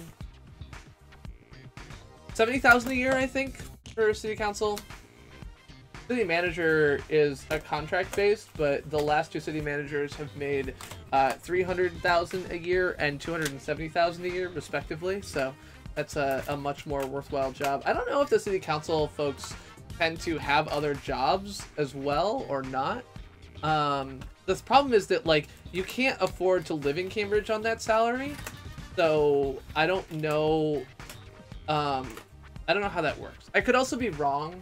It could be that it's different than that. There is a list on, if you go to the Cambridge website, there is actually a list of, like, salaries for everyone who works for the city. It's like 3,000 people who work for the city, and the salary for each of those job roles is, like, just public. So, yeah. So I don't know. I think it's something in the $70,000 to $80,000 a year range, but unfortunately, that doesn't let you afford a house here, which is, you know, that means you've got to do something else to pay for it. And I don't know how that actually works. In general, I am against paying politicians like that less than a living wage, because that means that you get a very narrow set of people who can actually engage in it, and that's bad. It was kind of interesting though. So Cambridge is basically run by a city manager. The city manager controls the pocketbook. Can effectively say no to anything the council does. So the city council, in kind of a traditional corporate governance, the city council is more like a board, like a board of directors. And so they can ask the city manager to do something, who's like the CEO, to do something, but it doesn't mean he has to or will. Like, they can ask and be told, and the answer can be like either no, or, as is oftentimes the case, it can be like, you know, I'm just not going to answer you. I'm not going to tell you no, I'm just going to do no because I have the power and what I'm going to do. And so,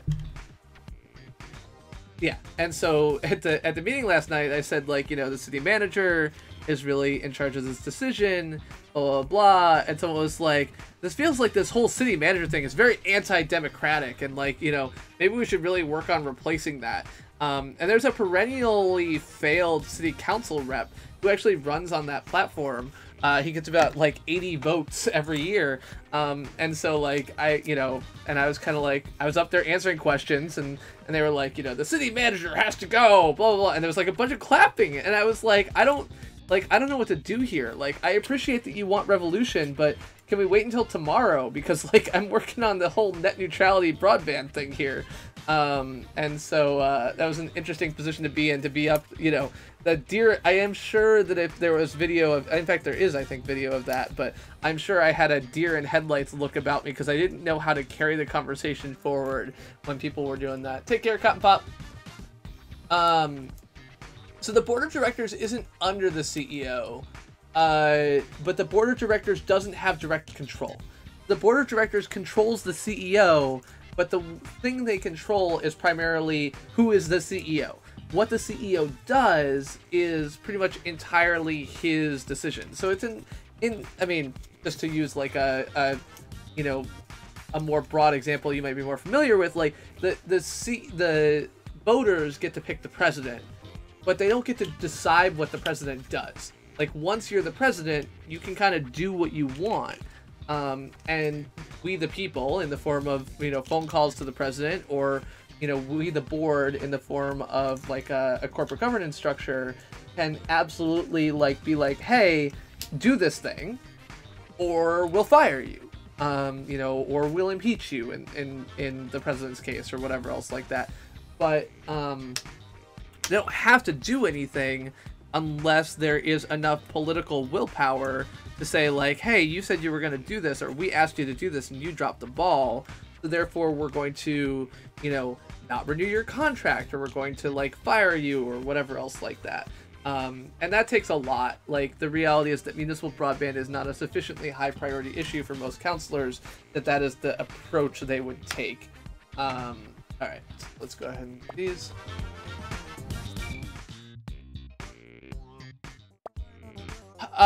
Well, as is always the case, Jose, some voters have more power than others, right?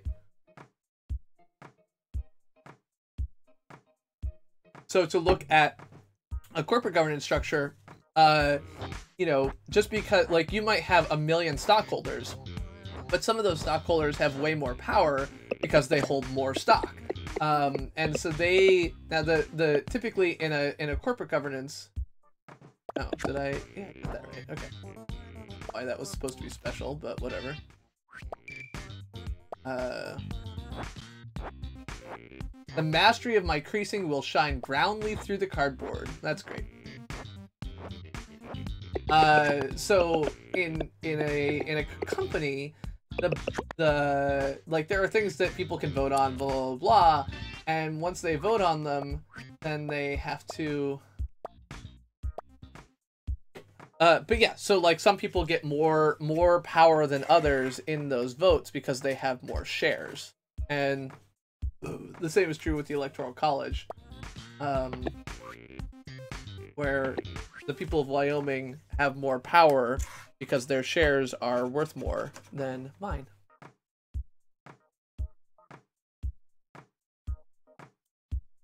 Go to youtube.com/purchases and you click unsponsor. But 3 pieces from sheet A. Hello, A.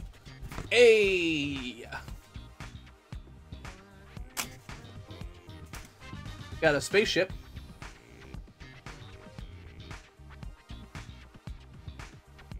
I don't know why these are different. It's amusing to me because you think of these keys as being all the same, but of course they're not.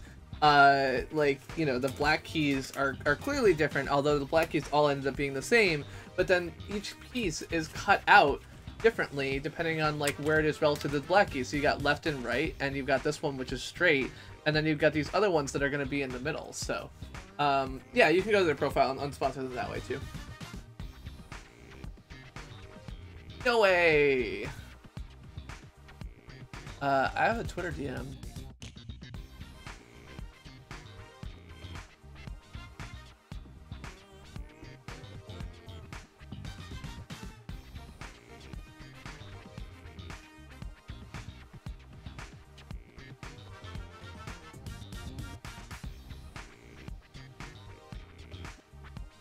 Okay.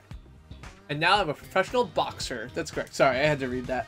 I tweeted earlier today. So another Google coworker is leaving as a result of harassment that she received online because she was a prominent woman in tech, and Google did absolutely nothing to help protect her from the abuse that she received as part of doing her job at Google, which was like Go advocacy. She started the Women in Go project and, you know, wrote a scathing, you know, statement in public about Google's overall treatment of her. And you know, at this point, I think that in order for you to screw up as badly on these things as Google does, you have to be fucking trying. Vox actually, I think Carlos Maza, who does Strike Through and is one of the Vox creators who I have a big crush on, is like, he did a post at one point and he mentioned how like when a hate mob comes through, Vox will actually like offer to, not require you to, but will offer to like take over your social media and like help you, you know, like they'll clean up the shitty DMs and they'll clean up the like the notifications and they'll block people and everything else like that, and let you just like continue to do your job, which I thought was like an awesome thing to hear, that they were with it enough that they have like a team which is good at that. And like Google fucking, you know, we fucking run large chunks of the internet, and the fact that we do not have a team of HR people who understand how the internet works is so fucking depressing.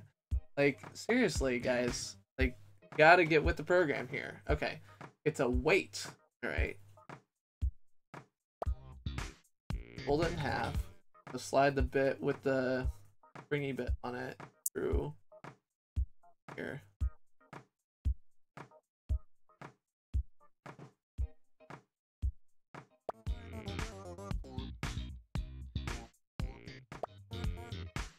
All the way in E.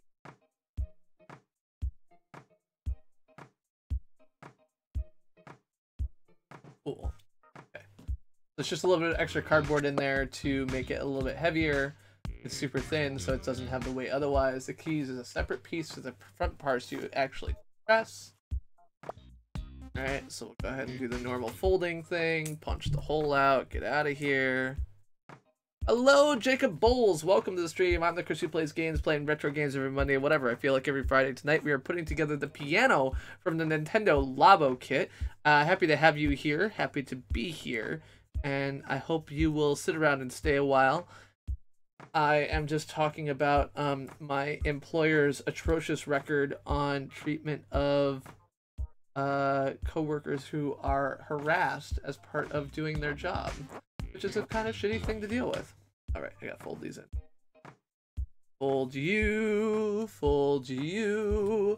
and I will fold you. Fold you, and I will fold you.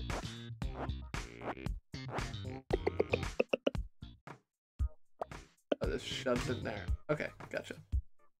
I wonder why they couldn't have made that part of the same piece. And the other things, it was all kind of part of the same piece. This one is not. Slide this in here. What do I do? So yeah, Brett, my feeling on the, like, I can't understand why people can't, like, how people can't build IKEA furniture is, you may have not built enough IKEA furniture, as a solo resident. You may have not built as much different IKEA furniture as I have. And I can say that while most IKEA furniture is very straightforward, I have had some issues with, some of the beds.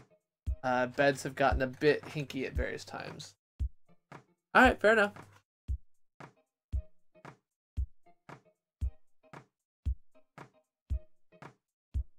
You have more experience than I was giving you credit for. Where did I put my... I lost my sticker sheet. Oh, there it is. Boy. Sorry about that. Alright. Sticker sheet. Where did you go? Where did you come from? Where did you go? Where did you come from? Cotton Eye Joe. If it hadn't been for Cotton Eye Joe, I'd have been married a long time ago. Where did you come from? Where did you go? Where did you come from, Cotton Eye Joe? Bow, bow, no, no, no, no, no, no, no, no, no, no, no, no, no, no, no. A bow, wow, wow, wow, natural mud, you should know. Left of the world of the Cotton Eye Joe. Alright, I got a piano piece there. So yeah, so what you can't really see is that basically on the back of each of these pieces, one of these stickers, I expect that what's going to happen is that these stickers will be recognizable by the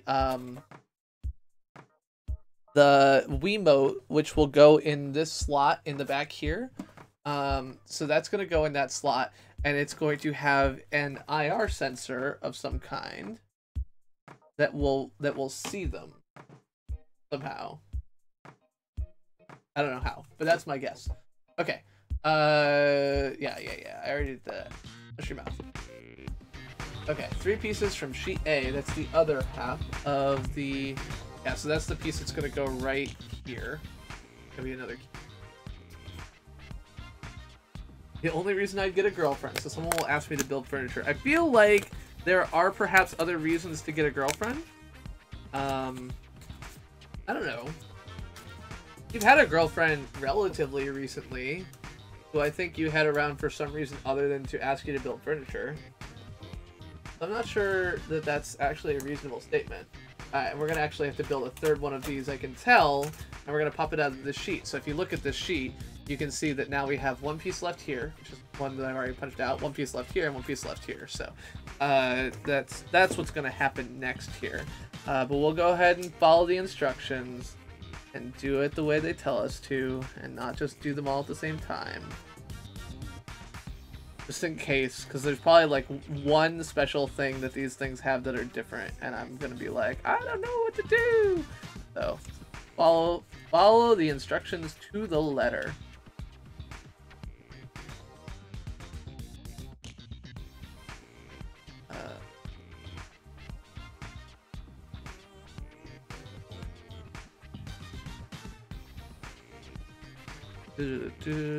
Anyway, so I am currently working on exporting all of my photos from Flickr and importing them into Google Photos. And I'm not doing that because I'm scared like Flickr is going to go away. Flickr is transitioning to SmugMug on May 25th, amusingly enough, because May 25th is the day for start date for GDPR compliance. But I did this wrong.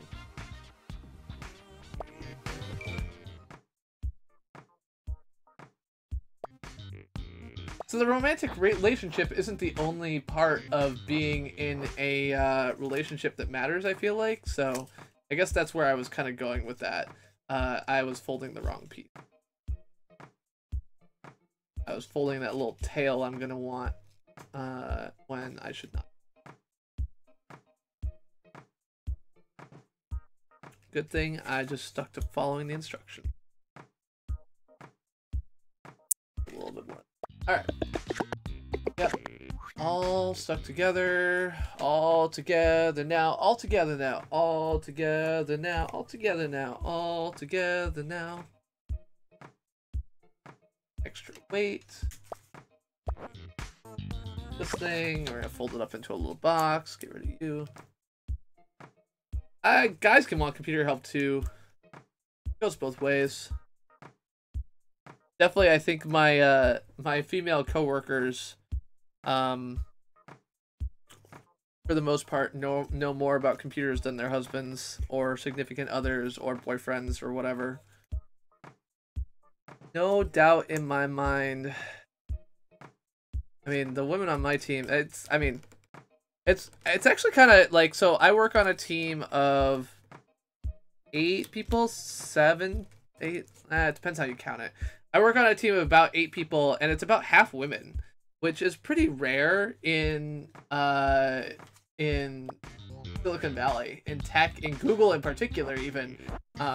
You know, I think Google's diversity numbers suggest that like 20% of women, or 20% of technical employees are women, and the reality is that I think there's been a lot of criticism of Google for including things that are not super technical roles under the like tech ladder, like admins and other things like that who work in engineering are considered tech when that's not really like consistent with how they're seen inside the company. Like if you're not a software engineer, you know, does that really count for the context of that, like, of, you know, diversity, counting statistics or whatever? But yeah, like, so my team is half women.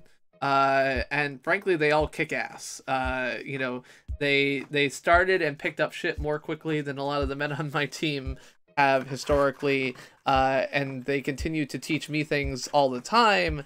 And I, despite having a general opinion that they are smarter than me and better than me in most ways, continue to find myself impressed and surprised by how good they are at what they do.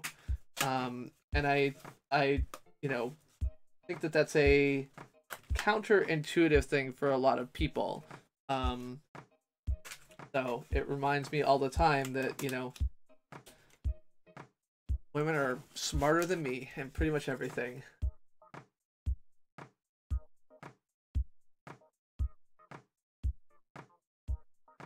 Oh, yeah. Shooting today is depressing. You know, as the Onion says every fucking time, you know, no way we could possibly stop this as the only country where this thing regularly happens. So they did do another version of that article for Santa Fe. I believe it is the 8th or 9th time they have done that exact same article. They replaced the names of people. They replaced the numbers of dead, obviously, to match the reality. And they changed the place name. But other than that, it's the exact same article, and it actually took me a while to get it. I remember the first time I saw it, or the second time I saw it, maybe even the third, being like, weird. I feel like I've seen this article before, but not picking up on the fact that they literally had the exact same article. And then when there were 4 of them, I diffed them to actually compare the differences between them and learn which things they were actually changing. It is so depressing that a satirical website, basically, like, a satirical website has a response. So someone was mentioning today, like, it's really depressing that, you know, Teen Vogue has a how to respond, like, a, you know, internal document on how to respond to mass shootings, because you have to. If you're a newspaper, like, this is a thing that's expected of you. But I think what's actually more depressing is not that Teen Vogue has it, it's that the fucking Onion has it. Like, this is so common that the Onion just has a, like, oh yes, in the case of a mass shooting, here's the article you repurpose, and, you know, here's how many have to die before it counts as a mass shooting that we're going to use this particular treatment for. Most likely. I mean, I don't know what their internal guidelines are, but it is clear that they have done this a number of times now, and they're becoming exceedingly efficient at it. There's also, like, one of my relatives has a poster on his feed who, if it was my Facebook page, would definitely have already been blocked. But has not been blocked from my uncle's page. And so in response to that, he's like, did this satire rag, like, magazine also point out that we, like, save 2.7 million lives per year with gun defense, or whatever he was, you know, on about. And I was like, you're a fucking, like, 1, the number is horseshit, and 2, like, no, it's a fucking satire piece. Like, they don't have to be fair in reporting. That's the whole goddamn point. Like, they use satire to make a point. The point is, this fucking happens all the time, and we claim we can't do anything about it, when of course we fucking can. We could have a few less goddamn guns in this country, you fucking idiot. Ugh! Oh, thanks, Jacob. IQ is such a stupid number. Completely racially coded and terrible in a lot of ways. Okay, I have a problem. All of my keys, like little springs, are bent up too far, I think. Right, so I'm going to open this up. Now you'll be able to see inside, and you can see all of the little things here. Those are the stickers that are going to be looked at by the Wiimote camera, or whatever it uses to recognize that a key has been pressed. I mean, IQ isn't even how fast you can learn. It's your response just particularly. It's actually a hilarious story. I saw this on Twitter go by, and so there's someone who's whose mom really wanted her to get into like some advanced placement test, and they used IQ testing. Because it's a cognitive function test, and it's a response time test or whatever else like that. And she was like and she was a kid, and so her mom really wanted her to learn, and so they drilled it. And it turns out that these IQ tests, like, there's not enough variety in them. So they reuse a lot of the same questions. So if you drill enough, you're just going to memorize the questions. And so at some point, she said that she had gone through this enough that she really wanted to do it, and so she had memorized a lot of these answers effectively, and so she went to do this IQ test with a a tester from the district or whatever, and she really wanted to, like, her friends were out doing something. She really wanted to go see her friends, and so she was just trying to zoom through and get the answers sent in as in as quickly as possible. And so because she'd done so many of these things, she had them all memorized. And so when the interviewer was like, okay, can you tell me like this X thing? Yeah, I didn't forget any. I got them all. I'm pretty sure. I should double check, I guess. I'm pretty sure. 1, 2, 3, 4, 5, 6, 7, 8, 9, 10, 11, 12, 13. Doe, a deer, a female deer, hooray, a drop of golden sun. Me, a name I call myself, Ba, a long, long way to run. So, a needle pulling thread, La, a note that follows so. Tea, I drink with jam and bread, and that brings us back to Do, Re, Mi, Fa, Sol, La, Ti, Do. Could I play a fast response game with my current streaming setup? I don't know what a fast response game is in the context of what you're asking. So yeah, because she had memorized all these questions, she had an IQ interviewer who didn't know that, and so they would get like halfway through the question and she would just give an answer, and she was like 8 or 9 at the time, something like that.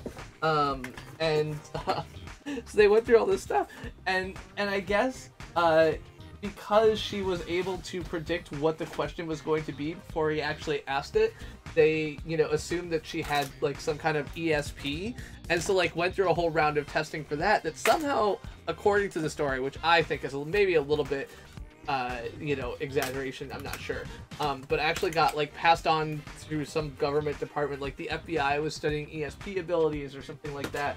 When she tried to apply to the State Department later, they were like, no, you can't apply, and it turns out that it's because they had this perception that she had ESP abilities. So the Switch is plugged in, so my computer monitor is in this effect a TV. Like, I've got it plugged in not just to the cam link, which is doing HDMI capture, but also plugged in directly via an HDMI splitter to my monitor here. So this is my Switch monitor, and this is the Switch. I expect that because this is just a monitor and not a TV, that the response time is totally fine. I know Org Chaos will disagree with me because he believes that all LCDs can't be used to play anything rapid response or something, but yeah, I don't think I would have any problem playing a game that required rapid response. I certainly have had no noticeable problems. Like, I played Mario without any problems at all, even through OBS, much less through the LCD. But the difference between like this and this is like, I can see kind of out of both eyes that I'm looking at OBS over here, which is going through the cam link, and the monitor over here, which is just HDMI pass-through, and maybe there's an observable thing. So when did I get my Switch?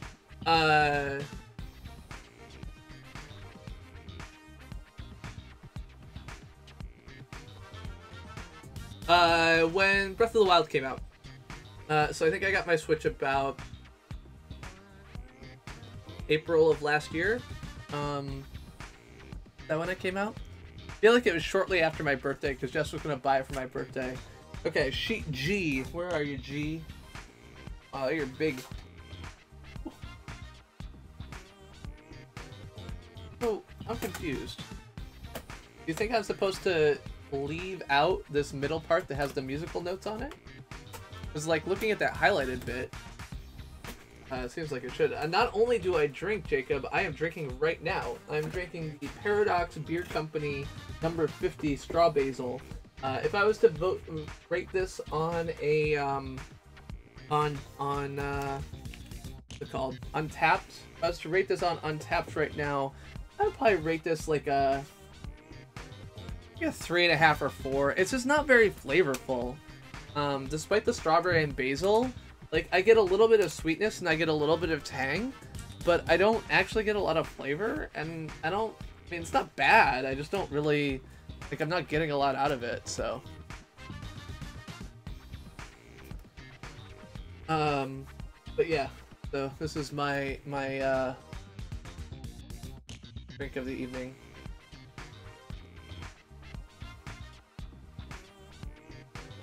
I don't love it. It's fine. It's just not great. Okay, what do we got? I got that from GGG. 2 of the sponge stickers from the plastic bag. You won't actually need that because I'm not going to put the Switch console in, but whatever. So that's one of the things I actually asked. So Abdullah Smash 926 is a streamer on YouTube who I've run into at PAX East a couple times and other things like that. He's actually one of the more active, I think, YouTube gaming advocates in the conference scene.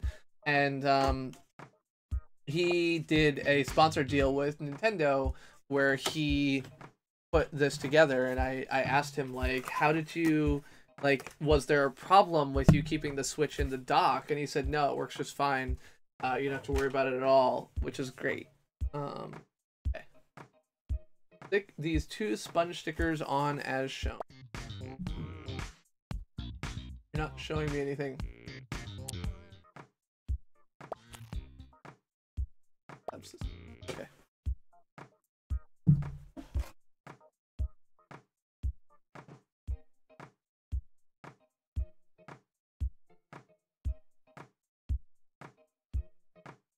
Which bonus game are you thinking of, Leif?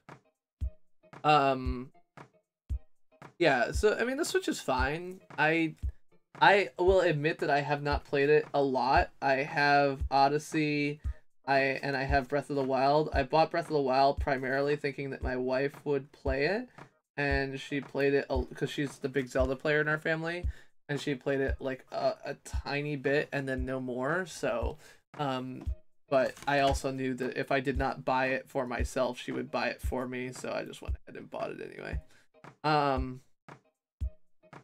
But yeah, I have not ended up using... Oh, shit. I guess these things... I'm, like, split in half, and I didn't realize that, so... I over-stickered this other side.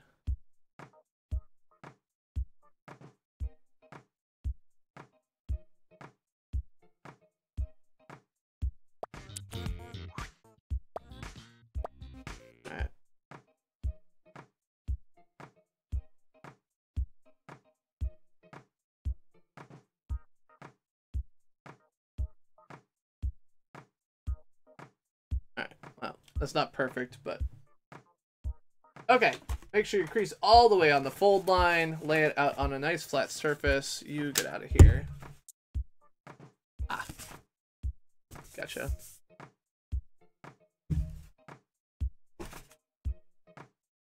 I was gonna say, which anime thing is this? Turns out that Steins Gate is the anime thing it is, which I should not be surprised by at all. Leif has been playing Steins Gate, I think, regularly on Saturdays recently. At some time of the evening, which he can tell you better than I can.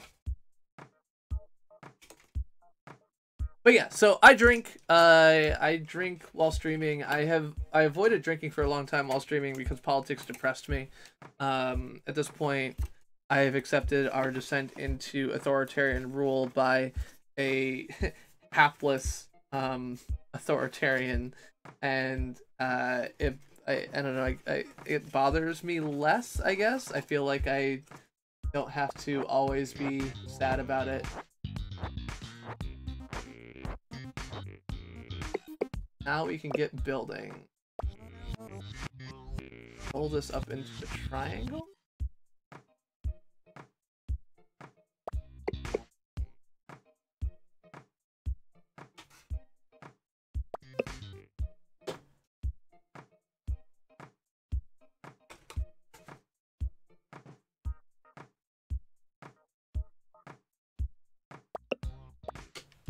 Put this in.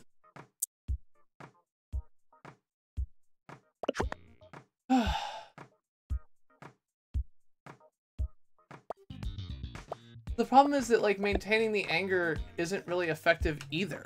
Like, while I admit that I should, and I understand all the reasons that I should, I don't know exactly what I can do to do that, because, like, is being angry about something that makes no difference really helpful, important? I don't know. Senator Bismarcky's CRA bill actually successfully passed the Senate. Not only did it pass the Senate, but it passed the Senate with 3 Republican votes switching sides.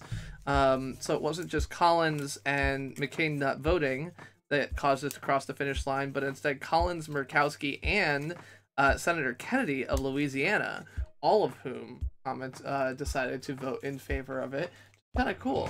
I think it'll die before it ever comes to a vote in the House, sadly, because the House generally has a majority of the majority rule, which means that only if a majority of the majority party is signed on to, like, vote for something will the speaker even allow it to come to pass, which makes it really hard to fight for bipartisanship in the House, it turns out.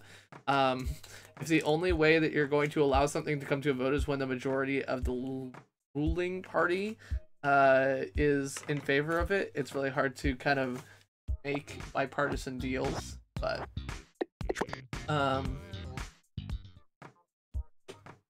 all the way inside the main.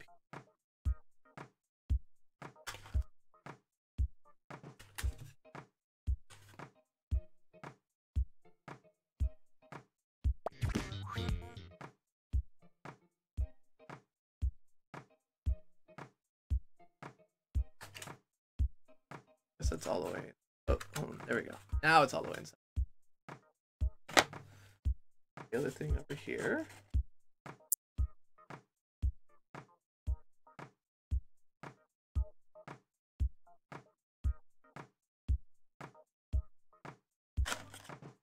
Definitely just tried to put that in entirely the wrong way and got very confused when it did not work. All right, there we go.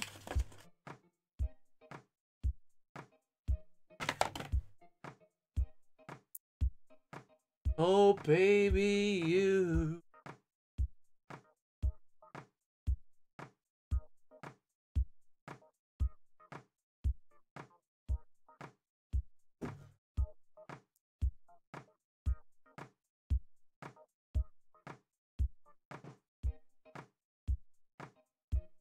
But yes, Bismarcky's CRA bill passed, which is great. It's great in part because it gives strong political ammunition, right? Like, there are a handful of Republicans and all of the Democrats, every single goddamn Democrat in the Senate, voted in favor of restoring net neutrality. Net neutrality is an issue that has something like 85% support and 80% support among Republicans. In part, as support among Republicans, you have to keep in mind because there are Republicans who think that the liberal media will take over and destroy them if it's given any, like, foothold at all. And by destroying net neutrality, you give a foothold to these, like, corporate types that they're super scared of. They're both the same. All right, let's make 2 of them then. And so I had this conversation with a Trump supporter the other day who was, like, super into net neutrality because he's totally convinced that if we don't have net neutrality, that CNN is going to take over all the, like, internet waves, and it will no longer be possible to get his, like, InfoWars and Fox News. Now, of course, that isn't really how the internet works, in a lot of different ways, but I thought that that was an interesting perception, was that, like, some of the kookiest Republicans out there, who generally I would have nothing in common with, are really concerned that like Trump is screwing the pooch on net neutrality because they're afraid that like now they're going to be caught out by this liberal media having all this additional power. So I saw it, Jacob. I'm glad that you're building the piano. Sorry, I did see the mention go by there. Hold on. Which side is a spring?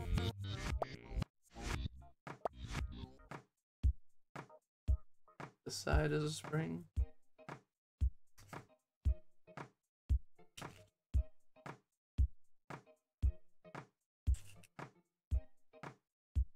Fuck that up. Oh.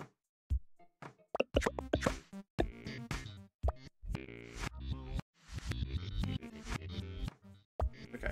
Tuck the tab neatly inside. Now for the marker sticker. Hunger for gaming lawyer. Spin that hat.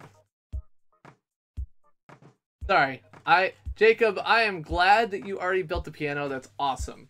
I think that's super great. And did you enjoy it? Did you play it? Is it as cool as it seems like it's gonna be? Because I think it's gonna be super cool. And if it's not, I may actually end up being a little bit disappointed.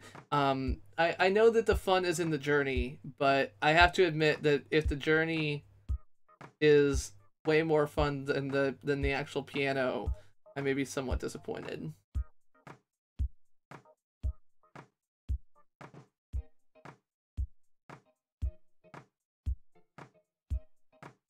Deep fried golden brown justice is the most yummy. It's cool and you love it. That's great.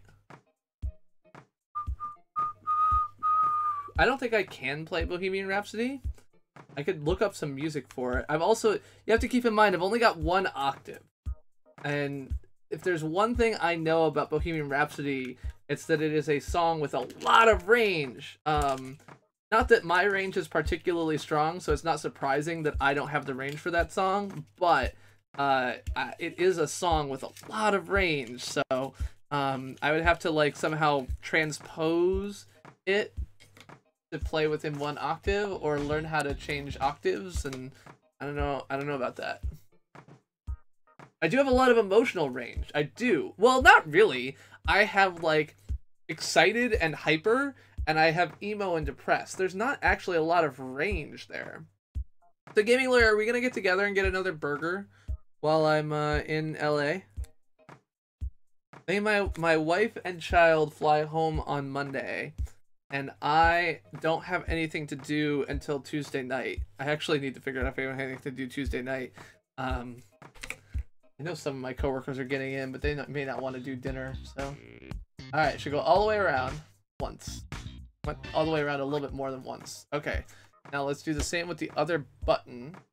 I just did that.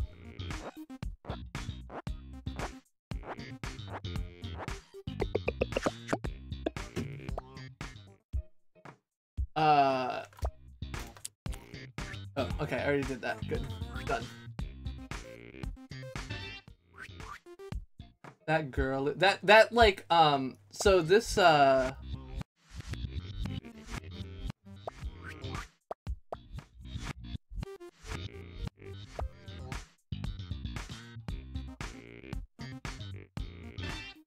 particular sound, I always associate with, so Google did a doodle about the break, which was when, you know, DJs introduced the breakdance, like the break for the breakdances, they extended the instrumental break.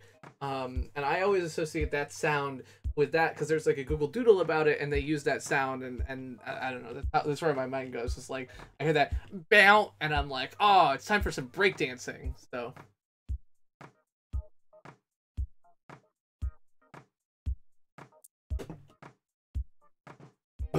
Excuse me. Take a peek in the side of the main piece as we slide the buttons in. Okay. Hold on, we go back. Spring tab goes this way. Boop, boop, boop, boop, boop. All right, so that's the play button, and then we've got the record button over here.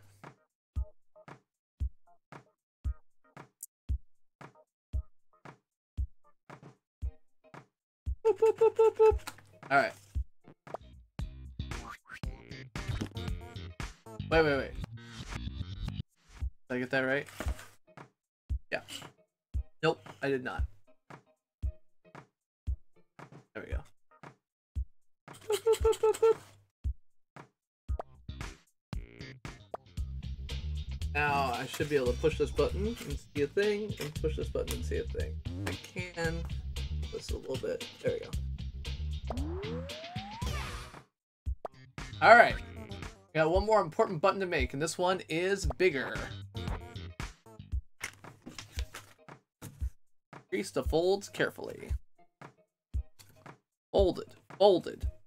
That girl is folded. I also think that Poison, that girl is Poison has one of those kind of break noises too. I guess so. I was actually listening. Vox did another Earworm episode just a day or two ago. It was about the orchestral sting or something like that, which felt like a very similar noise. I'm not actually sure. It might even be the same noise. I'm not 100% sure. Alright, let's put it all together. We're together, everybody knows. This is how the story goes. I know she likes to wear those something sexy clothes. 36, 24, 36. What a winning hand. She's a brick house. She's mighty, just letting it all hang out. And she's a brick. Oh, they're fucking springs. It's like, there's no tabs here. What is going on here? Answer is, they're fucking springs. Alright, which means I'm gonna have to get a marker. Yep. Marker. A1 Mark 210. I don't understand the Star Trek, like, referencing system for directions. Like, it doesn't feel like they give enough coordinate directions to actually define something in a 3D space. Because they give, like, a distance, and it's like, oh, they're at 3-1 Mark 210. Well, I guess that's Star Wars in that case, but I don't know. Does that actually work? Like, is there a thing there that I'm not understanding? Alright, let's hold these here.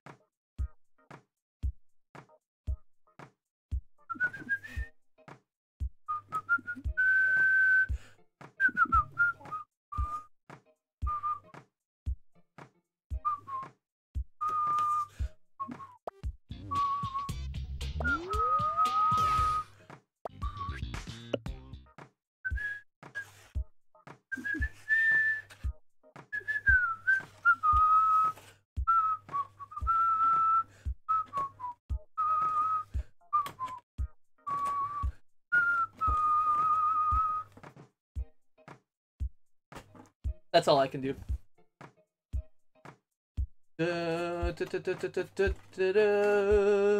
also got to see the Symphony of the Gods, which is the Legend of Zelda symphony, not too long ago, which is pretty cool. Anything I can do, you can do better. I can do anything worser than. Yeah, I got those folded in. That's the whole piano done. What? But I don't want to make the secret knobs. I'm talking about secret knobs. Oh, okay. H. Where are you, H?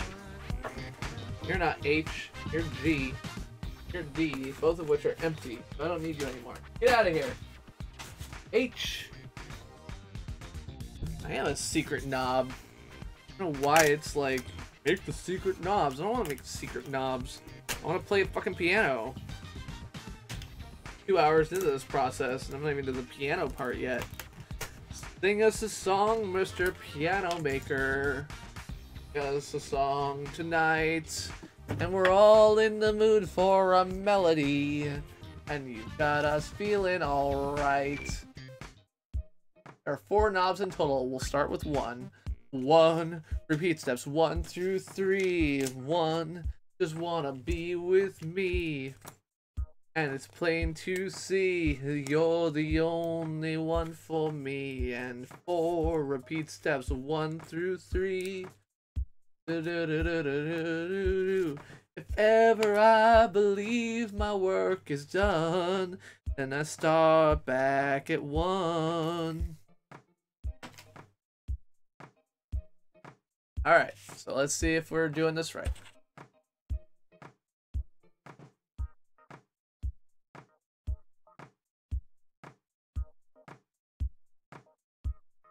The gaming layer, has work picked up for you at all? I know that you mentioned in like February that you were seeing a little bit less of the normal pickup than you were seeing. Are you like, things gotten back to normal, or did you get the economy screwed you? Everyone's moving to Malaysia for their document review these days. I don't actually know that or anything. I'm just talking.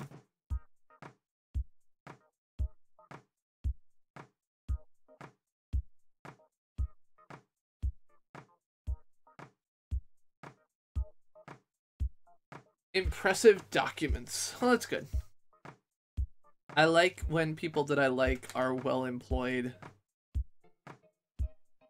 Also, so I think that I'm coming up on like $500 that I have received from sponsorships or Patreon and not done anything with, which feels kind of significant. I need to go make sure back and do the math from the last time I did a giveaway or something like that. But, dude, did I just give it to like some, like finish off some, Seed and Spark film campaign and just like give like $500 to finish it off, or should I give it to somebody? Like, how do you figure out who deserves anything? I don't really ever know. One of the things I've never really understood. Oh, economy screws you. Well, that sucks.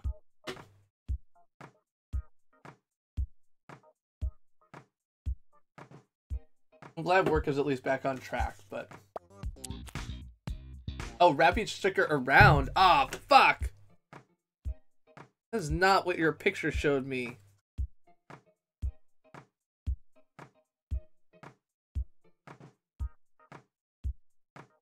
What I get for zooming ahead.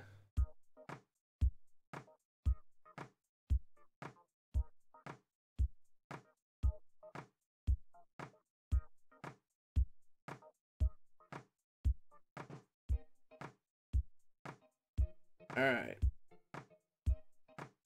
On the plus side, there's a little notch here. I can actually peel these off, not too boldly. I don't think doing more bonus streams is earning Gaming Lawyer a lot of money. I deserve it all. So here's the thing, right? Like, I don't know. Never know. I just never know. It's so hard for me to like. I don't know if it's revenue positive. Do you think it is? Oh, it's revenue positive. I don't know if it's profit though. I mean, I think oftentimes, I don't know about gaming. I mean, if he's gonna do a karaoke stream, maybe, like, I will grant that those tend to be revenue positive. Absent that, is the average Gaming Lawyer stream revenue positive? Average CPG stream really isn't.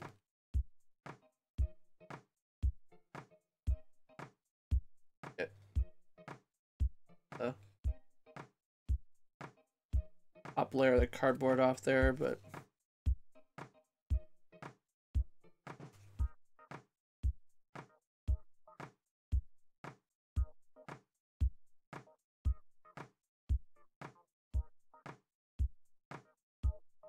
tell you what the thing is. Oh, well, that's unfortunate.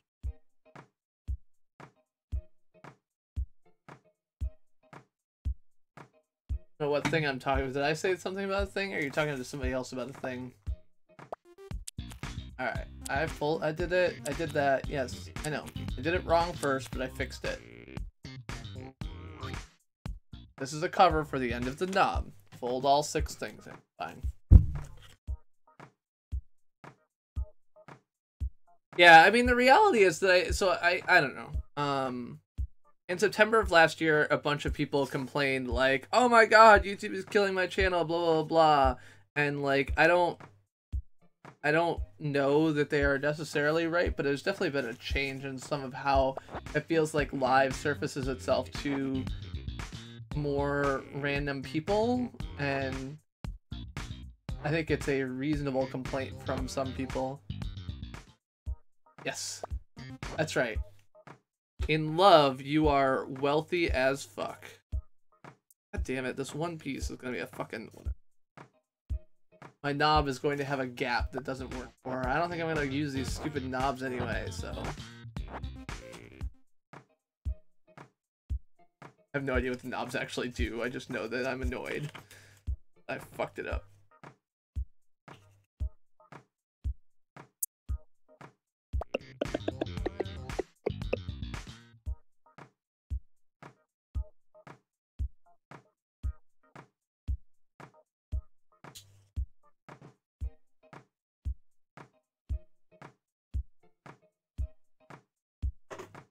Now slot the cover neatly and make sure the stickers don't come off. Oh, maybe it'll push the sticker down and I'll be fine.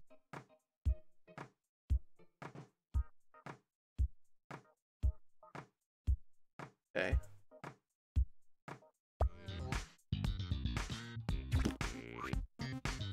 Now for the other end of the knob, make sure this one has a 1 Mark II. Fold everything, fold everything, fold everything. They are white-ish stickers. They're sort of reflective, which is I think what's actually gonna trigger the Wii is that I think they're kind of IR reflective would be my guess, but they are white. Almost completed the first knob. Fold. Fold, fold, fold, fold, fold. Okay. I did briefly, so I'm going to VidCon, which I've mentioned, but I am going to VidCon. And I did briefly consider going to VidCon Prom, because to me, prom is a word that maybe, unlike some people, has positive connotations. How is this gonna work? Like, go anywhere. Oh, I did it wrong. Why? Like, this doesn't work at all. Turns out the answer is yes, you're right. It doesn't work at all because you did it wrong. Note to self, don't do that. Fuck. Hey, Brad, now that the drinking has set in, I'm making all the mistakes. So I'm not sure this is going to be much differently. Ah, okay.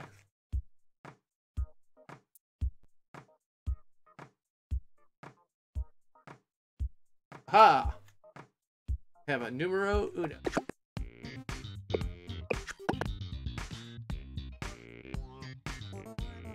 Knob 1 is complete.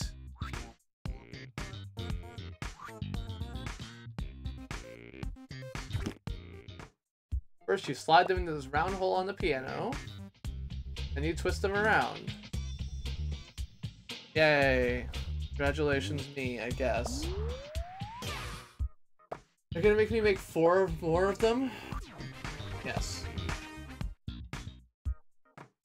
Oh, this one has 2 marker stickers. Okay. So VidCon Prom is a like it's a prom. It's a prom at the end of VidCon. And I like the idea of prom. I like dancing. I like hanging out and being kind of like overdressed or like, you know, I don't know. I like the idea of costuming for an event. Whether it's formal wear, which is obviously not my norm, or it is you know, something different like I've been doing on stream. Like, I like the idea of dressing up. And I enjoyed the prom that I went to. I enjoy dancing, and I enjoy like hanging, like being in a kind of unique environment there. And so VidCon Prom is an event at the end of VidCon that is you know, in theory, kind of build as like a dance party for people from VidCon, which I think, given that VidCon is kind of a bunch of weirdos to begin with, which it is, I was like, oh, cool, like I can like get dressed up in a, you know, tux or something like that and go to this. And I've wanted to go since like I first went to VidCon, and I never have because it hasn't ever worked out for me. And then this year I was like, all right, should I stick around on like Saturday night through VidCon prom and like actually go this year? And then I looked at like video of like what the event actually looks like, and I realized it's all fucking 14-year-olds. And I'm like, you know, there was a time in my life where this would have worked, but it was a time when I did not work at YouTube, because the like being the 34-year-old guy who goes to a dance event to hang out and dance with a bunch of 14-year-olds, that's you don't want to be that guy. Like, you would rather not be that person. And so yeah, so VidCon prom, I have not read chat for a little bit, but I would guess that VidCon prom is the type of event that Brad Pritchard would be like, why would you even want to do that? And I'd be like, because that is the difference between me and everyone else, is like, I love kitsch. I love, or not kitsch, it's not the right word. I love, ceremony? I don't know. It's just the type of thing that I love. And, yeah, so I will not be going to that because I looked at it and realized that I have exceeded the age at which this is a thing that I could do, and not feel like the uber creep standing in the room who shouldn't be there. But I'm kind of sad that, you know, going to VidCon when I was like 14 was never a thing for me. Yeah, 500 million subs on your channel until you deleted it. You are lying, but nice try. Cool that you lie. You lie. Oh, I didn't pop out all parts of the thing. All parts. This. I'm sailing away. Ba-da-da-da-da. Da-da, da-da, da-da-da-da-da. No one has had 500 million subs in YouTube ever. I work for YouTube.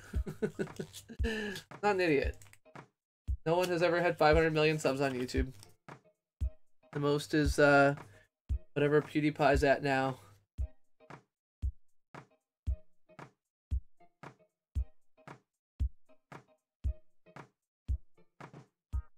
Alrighty. So we're making a little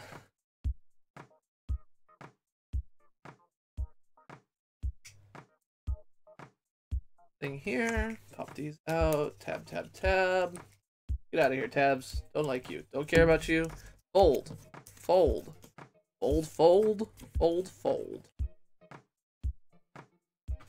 Go ahead and toss this here.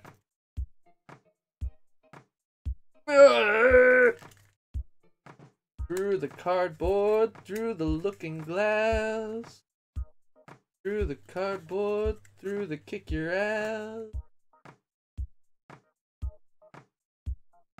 It's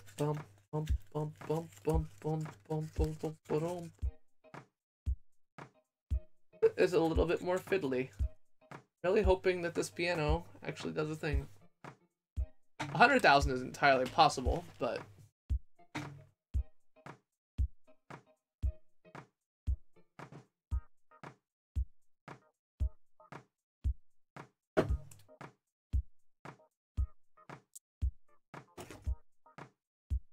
yeah, to me, prom is cheesy dancing and like hanging out, and I will also say that another part is, again, a dance club, I feel like, I mean, it's not like you can just dance with anybody, but the expectation is that a lot of the people who go there are going there to dance. At VidCon prom, it turns out, from looking at actual videos, so VidCon always takes, of course, the most, like, these, like, professional, you know, pictures that make it look like everyone is dancing and, you know, mosh pit and having fun. And when you watch the video, especially from like amateur YouTubers about it, it's like, oh, I realized that everyone is just standing around the same as they do at every other event. Like, no one is having fun. They're all awkward and uncomfortable. Most of them are there to hang out with friends who they see once a year at VidCon. Okay, I put a big thing on this. Like, they're not, there's nothing, like, it is just like this, like, penultimate thing of, like, when you put a bunch of, like, awkward 16-year-olds who see each other once a year in a room, like, they don't want to talk to other people, they don't want to be around other people, and they don't even really know what to do with themselves. But there they are at VidCon Prom, like, doing their thing, which is, I mean, it's not surprising, but it's actually what convinced me, like, oh, this is not your scene. This is not a bunch of people dancing and having a good time and, like, you know, interacting with strangers. This is a bunch of 16-year-olds who are super awkward and uncomfortable standing around a room that has music playing and is dark. And I was like, all right. Hello, Ray. How is it going? Welcome to the stream. Good to have you here. My Nintendo Labo build. We're currently making our way slowly towards this piano build. You can see I've got the piano built in front of me. But apparently before I can play the piano, I've got to build these knobs, which is a really dumb thing. So I would say of the aspects of this piano that, like, I think that what they should have done is had you build the first knob and then been like, hey, do you want to try it out before you do more? Like, I think that would have been the right thing to do, and they should have done it. Because at the point where they, like, you clearly have a piano in front of you and you haven't even had a chance to try it out yet, and they're like, oh, cool, build all these, like, controls to do special things with it. It's like, no, convince me to do that later in the app once I've started playing the goddamn piano that I've just spent, I don't know, almost 3 hours building. I don't know how, like, I mean, I could just fast forward through all of it, but and I'd have to, like, try and get back to I don't know. Yes, the answer is yes, I could just skip this part. Now I'm like 3/4 of the way done with it. And also fast forwarding through all of it. I guess I can skip, actually, so I don't know what step 6 in I know that there's 6 steps and I've got 5 done. But yeah, I don't know. I feel like this is a failure of design, and I'm following along with the suggested design, even though I feel it is a failure, because otherwise, how can you gotta adequately criticize. You gotta follow the traditional. This is one of the stories a friend of mine told me at one point. This, someone goes to the planning board or whatever, and they're like, I want to remove this bit of fence. Like, there's a bit of fence here that blocks the road from the sidewalk from the sidewalk in the park on the other side. I want to figure out, like, I want to remove it. And the city selectman or council or whatever says, like, first, before you ask to remove it, can you tell us why it's there? It's like, no, it makes no sense why it's there. Like, why would it fucking be there? There's absolutely no point. Obviously, it didn't say fucking, but, like, it doesn't make any sense for it to be there. And the council says, like, when you come back and you tell us why it's there in the first place, then we can talk about whether we get rid of it. Okay, cat. Good to see you.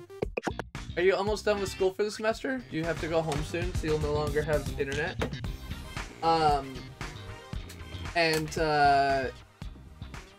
Yeah, so, and it turns out that, when you go and you look into it, it turns out that the reason it's there in the first place is because when it wasn't there, people walked through this particular spot. This is another empty sheet. Goodbye, empty sheet. You're dead. You're gone. Nothing else. Oh, wait, no, there is a thing on here. Okay, I'm not going to toss you away just yet. We'll hold on and see if we're going to need you. All right, so now I assume that I used this last big... Oh, wait. Store sheets D, G, and H safely away in the box. Okay. know where any of those sheets are, but okay. Oh, I guess over there is one of them. So, we'll just pretend that we did the right thing. This one has no number, just a mysterious O mark. Well, this is the right one then. I got it. You've been done with school for like 2 weeks. Congrats. How did it go? Was it a good semester for you? Also, your school ends early. Damn. MIT, I think, is in finals this week, and graduation's like 2 weeks from now.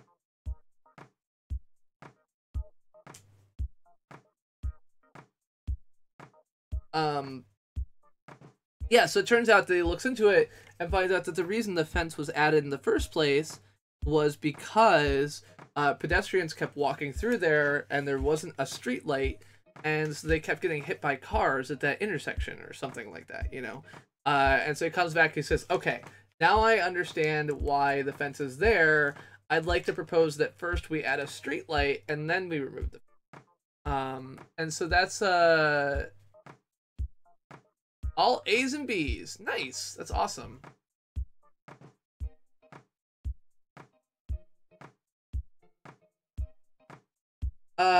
And so the so yeah, and the reason I was saying this is to explain why I'm still building these stupid ass knobs. Is that before you can complain, you have to follow through on the thought process of the designers. And so my guess is that what they found is that the knobs are really useful for people who want to play with them, but they're not useful enough to get you to go back to build them after the fact, because there's not enough incremental value. So the overall experience is better if you build the knobs, but you won't know that until too late, at which point it will be hard to motivate yourself to build knobs because the activation cost will be higher. And so I am following along with it because I know that I have that problem, that like getting activated to go back in and like build the rest of this is something that I would have a hard time doing. And so I don't want to lose out on part of the experience because of that. And Nintendo is really pretty decent generally at experience design, unless it involves online, in which case, you know, they're terrible. And so I kind of trust them to know more than I do about their product. And so far, everything about the product, even the things that seem silly, have pretty much worked out. So I'm going to trust them and say, like, these knobs should be built. Even though it seems odd to me at the point where I am, and what's going to happen is that once I actually use them, I'll be like, yeah, I'm glad I have these, because otherwise this experience would have been less fun, and then I wouldn't have gone back and actually finished out the build. So I think that is it, as far as I can tell. You're done with school on the 25th. 25th is the deadline for GDPR. Yes, usual 6 small things, blah, blah, blah, fold it over, do the same with the rest of them, already done, fold it in, pack it in, pack it in, pack it in your skin, and ramble in.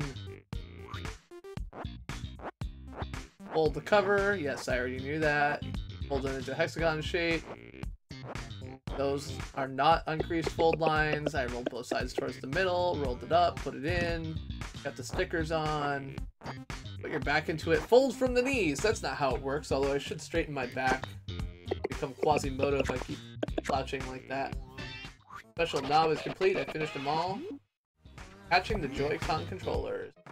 Get my console and Joy-Con ready. First, insert the switch. That. Turn the piano around so the back is facing me. Take the R thing. Alright.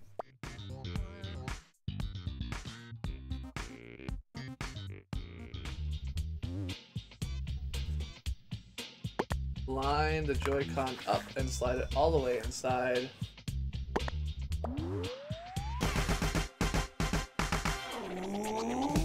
Let's make some music.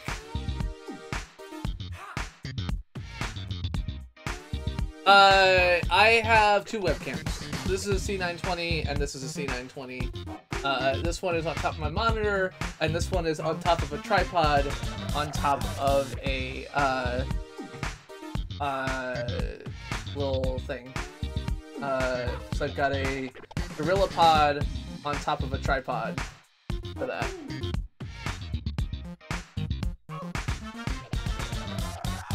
I am hoping it is time for music. How do I, like... I have to push the button on this controller? 3, 2, 1, go.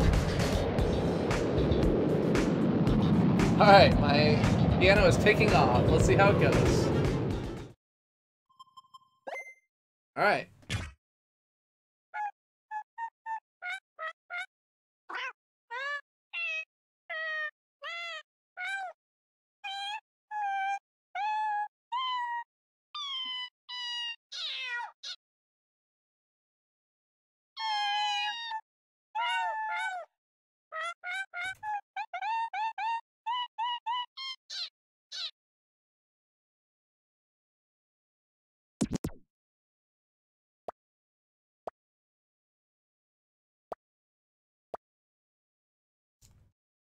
The only A button is on... I'm confused. Like, the only buttons I have are on here.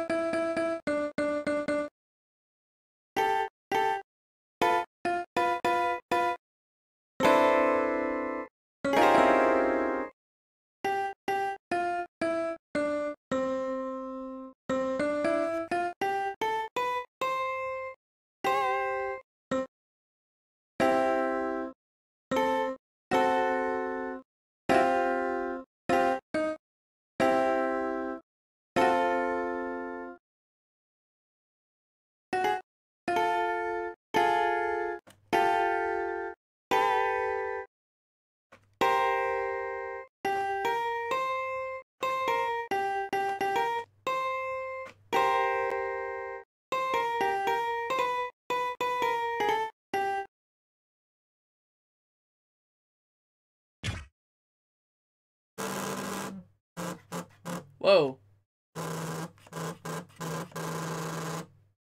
So wait, I assume that you may not be able to, but this is my... it's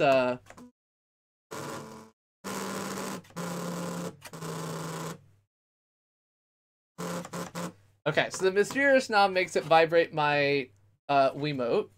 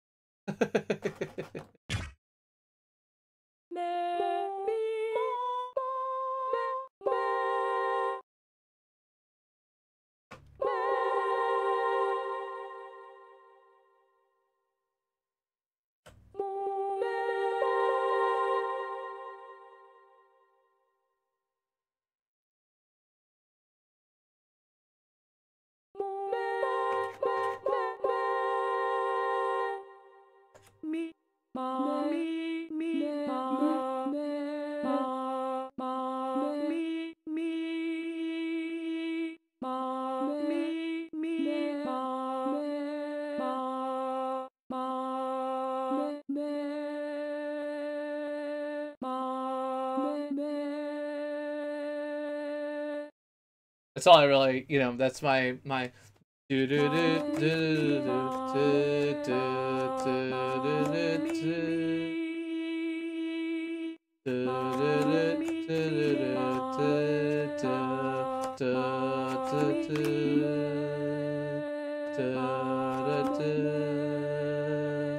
What was Bjork? Was Bjork 3?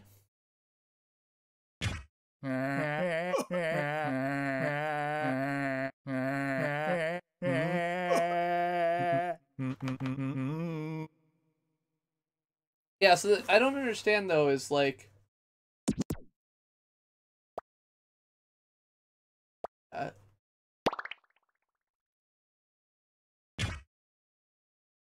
menu is that.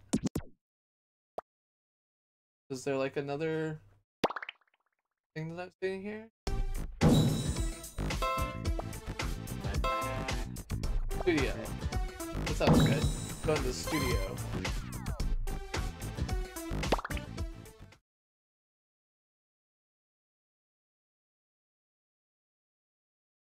Okay. I guess I'm supposed to grab one of these things I have in my drawer here.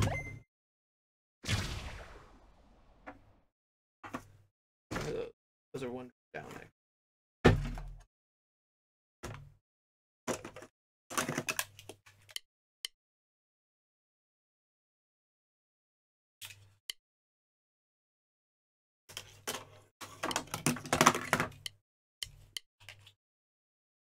You know you can't use these things without them being attached to something, because that would be...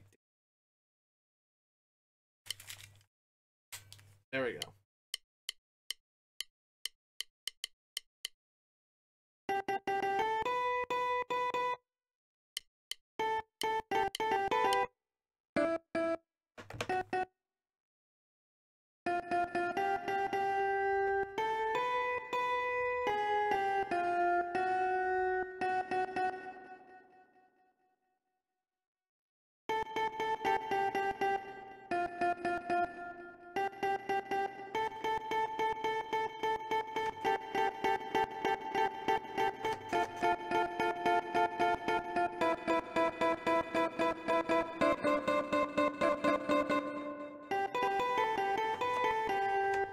Yeah, so I assume if I hit...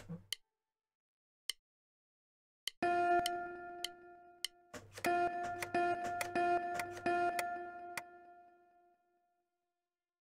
don't want to delete it. I want to play it.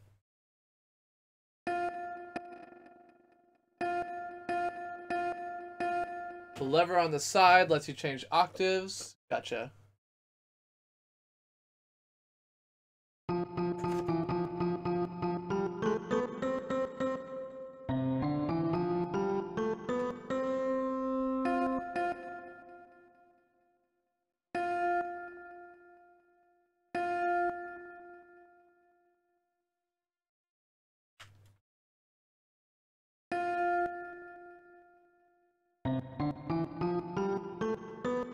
How do I play the drums? There's like a drum kit over there. I don't care about that.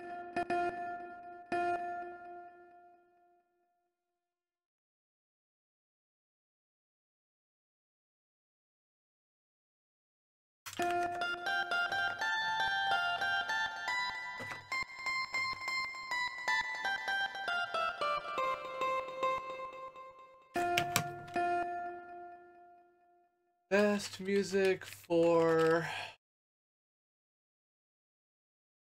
Labo.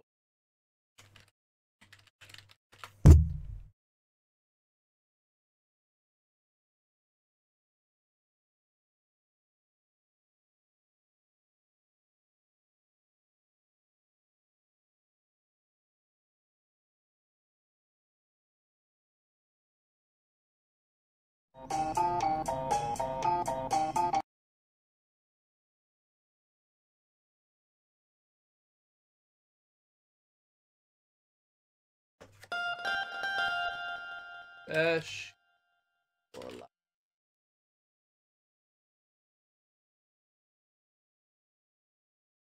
Labo, not labor.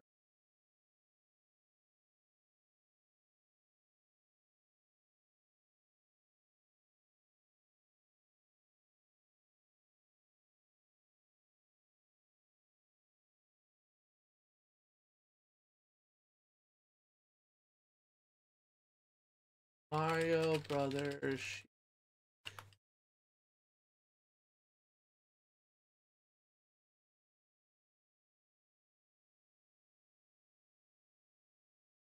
Yeah, so the problem is that like all the Mario music is like is huge range.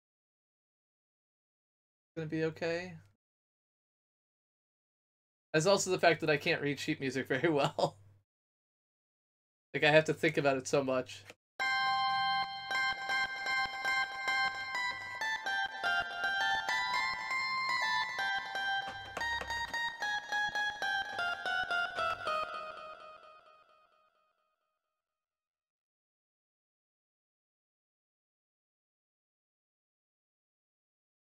So F sharp is this, but then this next note is E, which I don't have that, so I'd have to like play.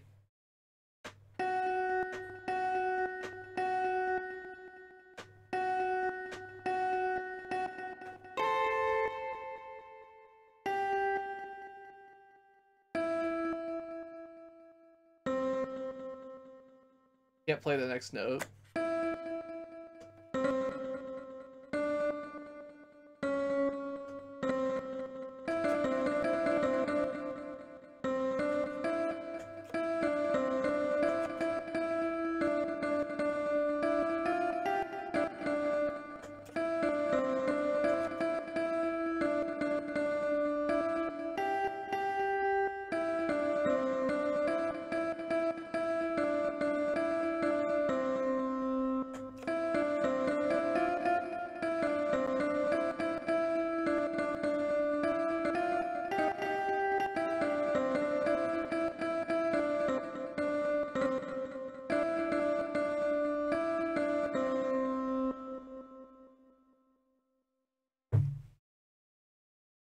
Take care, Jacob. Thanks for hanging out. And yeah, I'm glad. I mean, it did what I wanted it to do. The fact that I don't know how to play piano and I don't know how to read sheet music and anything else like that is certainly a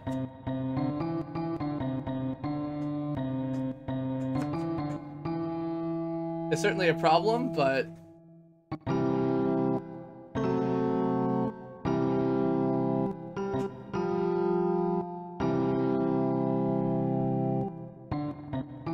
that's super cool though. Like, look, I'm fucking playing like the piano on a goddamn like piece of cardboard. Like, that's neat.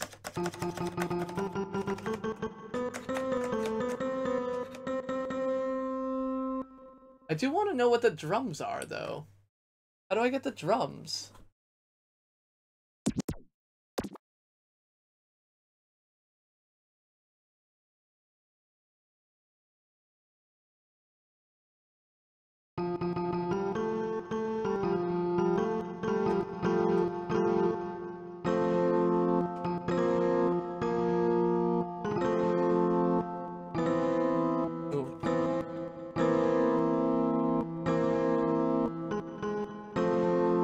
This is an F major chord.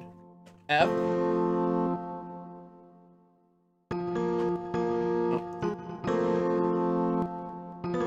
Oh, that's a minor.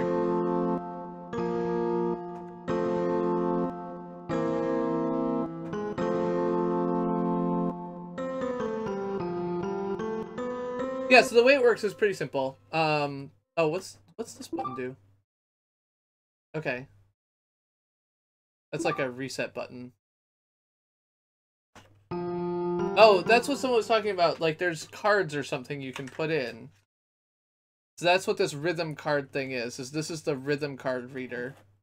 So I push this, and then it detects a rhythm card, but I don't have a rhythm card. Or maybe that's what this is? I don't know. Take care, Jacob. Do a next live stream. My next live stream will be on Monday. Yeah, so the controller sees the strips, right? So the controller... if we pull it out, has a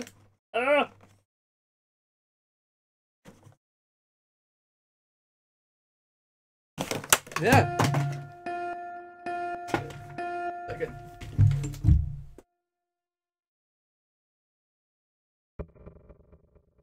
Okay. The controller has an IR camera on the bottom. And so you can actually tell it's an IR camera. So when I look at this in person, this little light here, I can't see. This just looks totally black to me.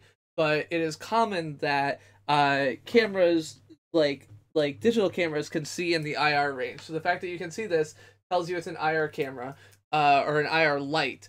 So it's shooting an IR light, and it's basically, what it's doing is... Oh, now it's super confused, sorry. Is it is shooting off of the, as I drop things all over the place.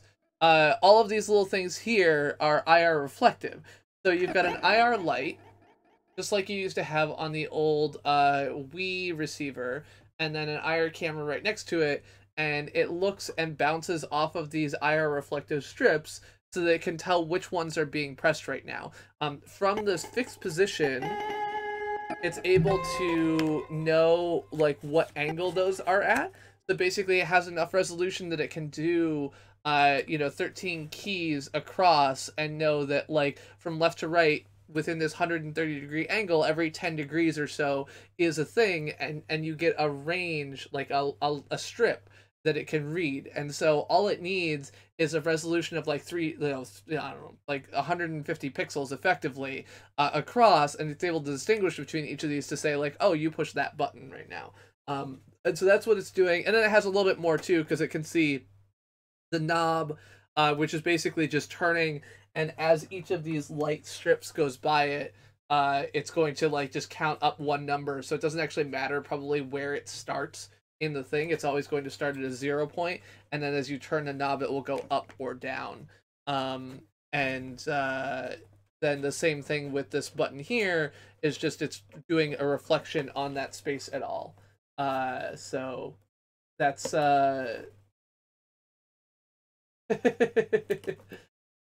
thanks, James Baker. I don't really care about recovering a deleted take. I don't think so. That's fine.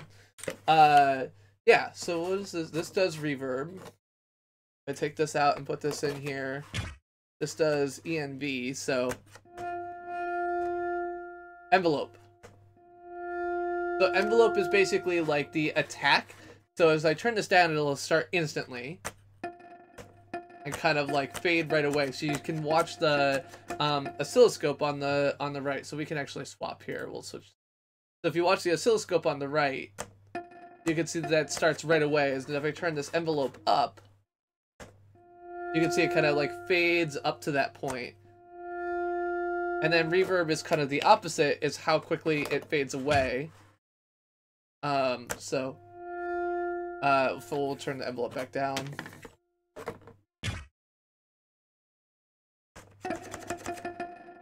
Now it's pretty instantaneous.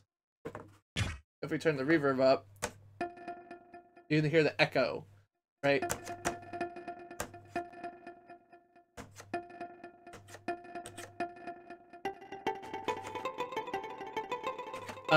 And then what did I got? I got this thing here.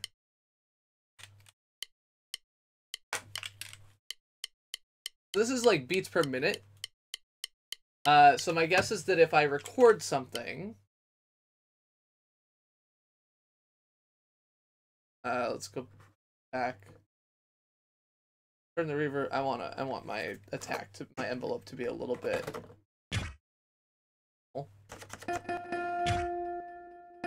Alright, now record.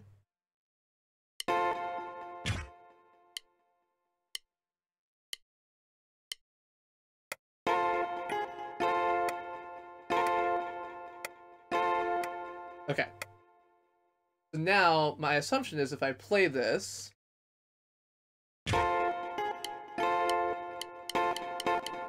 yeah. So now I can push play. Oh. Yeah, so it's gonna take my recording and speed it up to whatever speed my current setting is at.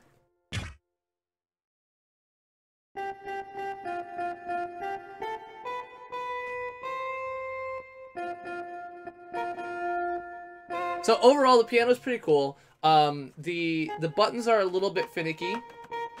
If you're trying to play like a chord, it can be you're gonna get a little bit of extra, like these extra buttons. You have to kind of like touch right on the end.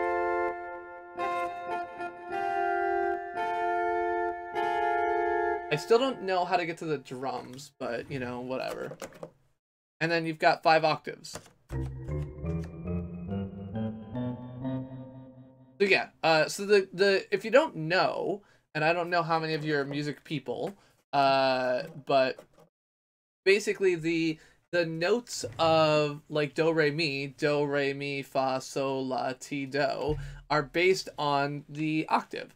And so like do, a deer, a female deer, re, a drop of golden sun, mi, a name I call myself, fa, a long, long way to run, so, a needle pulling thread. La, a note that follows so. Tea, I drink with jam and bread.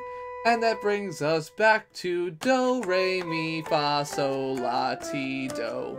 So this is C, D, E, F, G, A, B, C.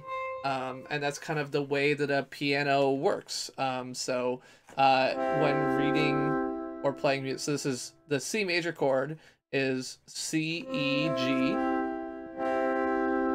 And then C, F, A. And then I don't have the right things to do here, but like G, F sharp, B. Oh no, G, F, B. And then again C major. It could be the rhythm card, yeah, which I don't understand exactly how that works. I will say that I do understand now that having the knobs there, it definitely feels like it has a value. So my pushback on that was unfair, unsurprisingly, and I should have given Nintendo more credit. So I wonder, like, I put this in here to do anything.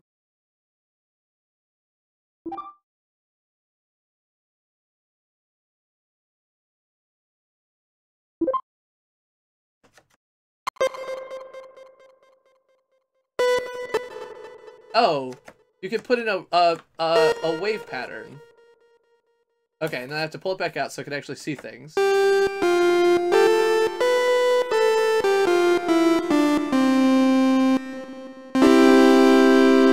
If I do this...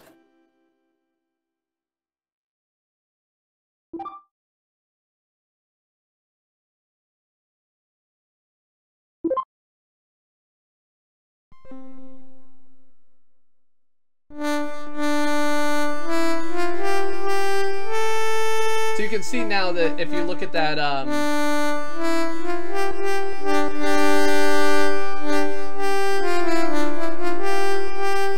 yeah, so you could probably stick anything in here, and the way it works, okay, so let's try this. So I'm gonna stick my, oops. That didn't work. Try it the other way, see if it works.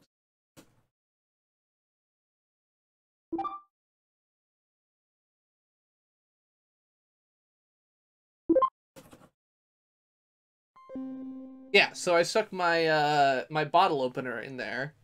And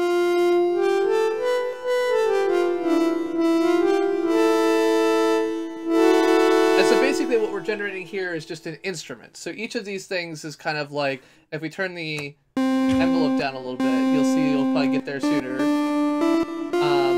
But all of these things are basically the waveform that is produced by the instrument. So when we talked about FamiTracker a couple of years ago, if you were around for that stream, we talked about like the square waves and the triangle waves and everything else like that. And each of those produces a different kind of sound for how it works with the frequency and other things like that. And so when you stick an object in this thing, it creates a, it uses the I don't know, it's actually vibrating this thing, so I don't know exactly how it's working.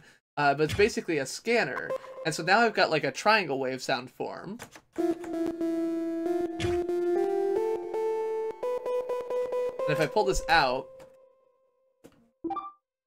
and get the more typical piano sound, you can see it's different.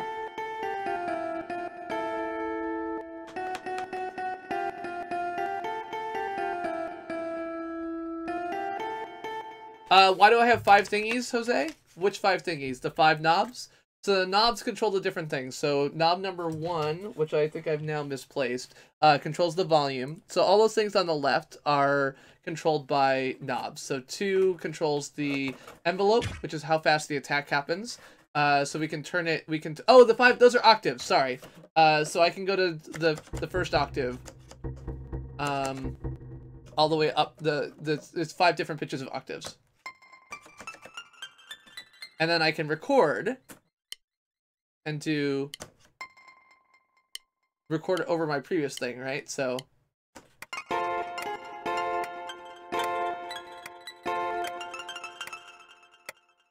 And so now when I play back, you'll hear things from 2 different octaves. Before I was playing octave 3, now I'm in octave 1, and you'll see both of them.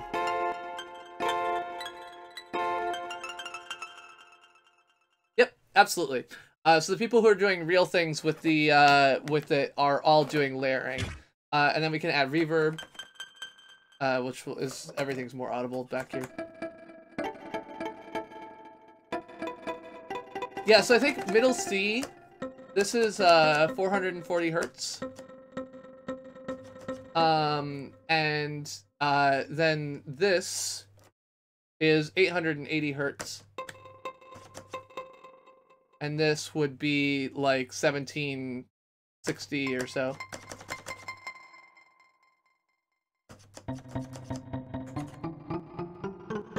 Oh, 440 is A? God damn it. I had the right idea, but yeah. And so this should be this volume. Yeah. So yeah, so the knobs are different controls that you can apply. You can apply envelope. You can turn the envelope all the way down. Or you can turn it all the way up.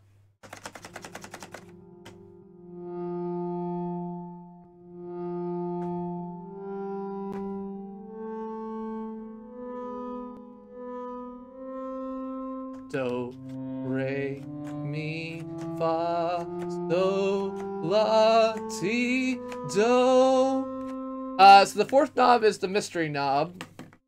And I don't know where it went. Where did it go? Did I drop it? Hold on, I'm like sitting on top of my headphone cable, so I kept unplugging my headphones. Okay, here's the 4th knob. There we go. Okay, so the 4th knob in this case is tempo. So when we were in the other mode, there's kind of 2 modes we were in, right? This is the more advanced, like, studio mode. And then there was also the kind of the basic mode. So in the basic mode, you had, oh, the reason this is supposed to work differently is because usually you've got the switch right here and you can tap on the screen. All right, so I'm going to try something real quick. I'm going to put this in here. Wow, this thing's fucking hot.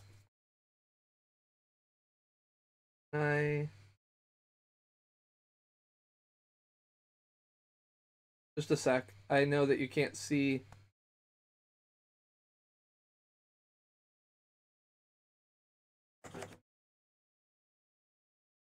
Ah, okay. Okay. So the last mode is the drum mode. Okay, so we got toy piano and studio. Those are the 2 different things. Yeah.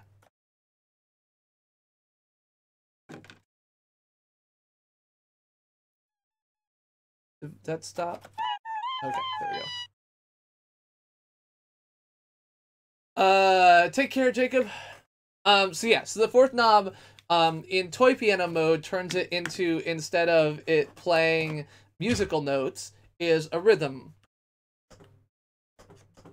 And it's playing it via, the vibration of the Wiimote.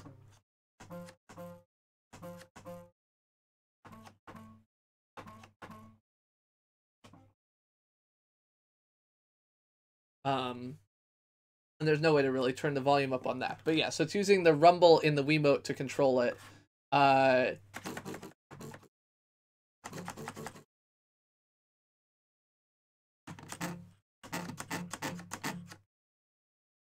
then, of course, we can still control the...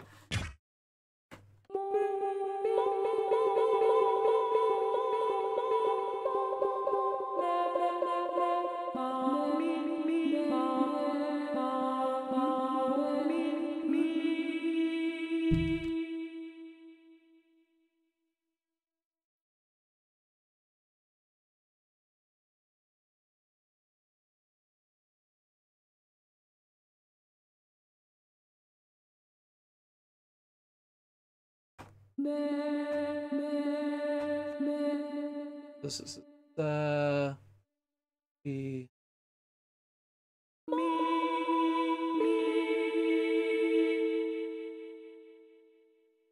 love, love, love, love, love.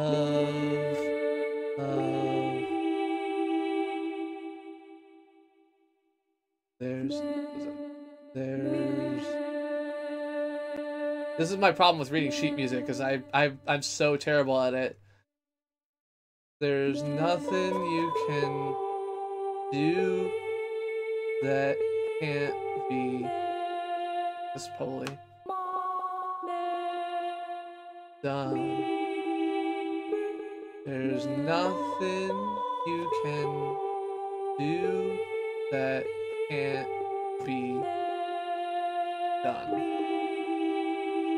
That's the farthest I'm probably gonna get with the Beatles tonight. Do I ever use my cool camera? What's my cool camera? My Theta S for spherical, my SLR for something else? I don't know what you mean by cool camera.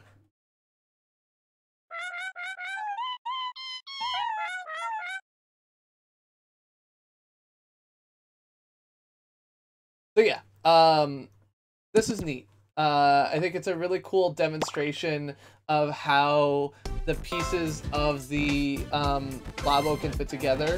I think that they really did a nice job at allowing people to do things. So if we look at let's see, best Nintendo Labo covers, and we can kind of pull something up and watch something. Let's see.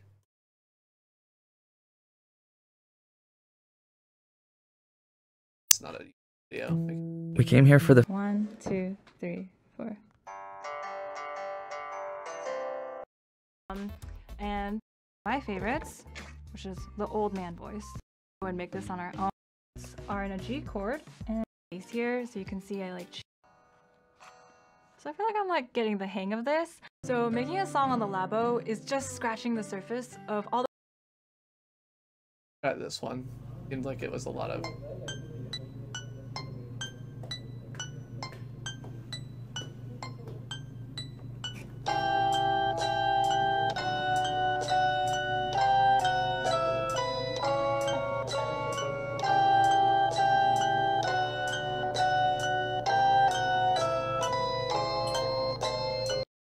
Yeah, so that's someone who looks like they did probably 3 different recordings at 3 different octaves of overlapping things to get something from that. And then I think it looks like maybe...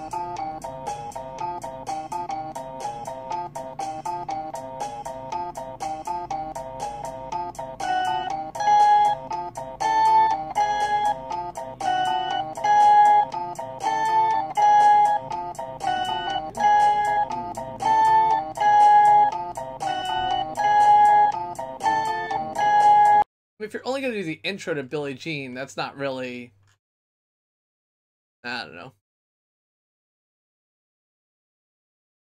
These are not super impressive, I'll admit.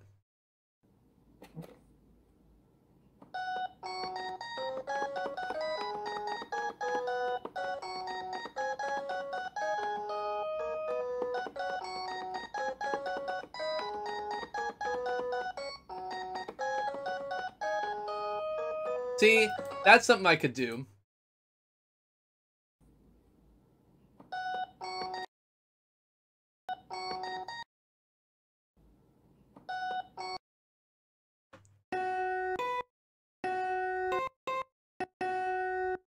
Maybe I can't.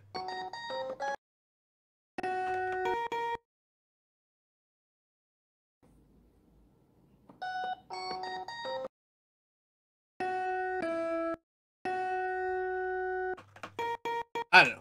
Whatever. I'm not good at the piano. Take care, Stingray.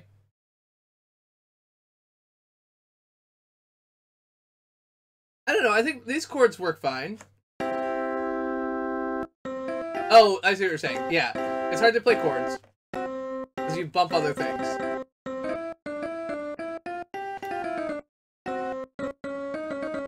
Anyway, yes.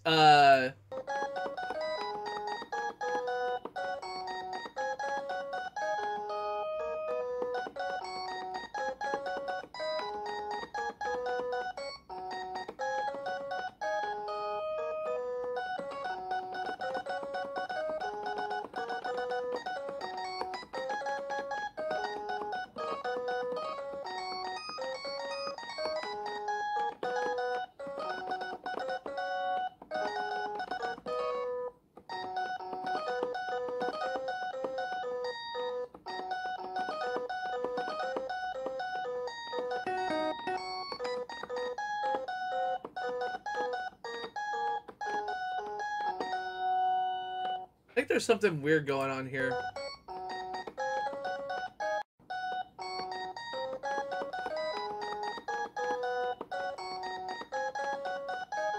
Yeah, he's crossing octaves.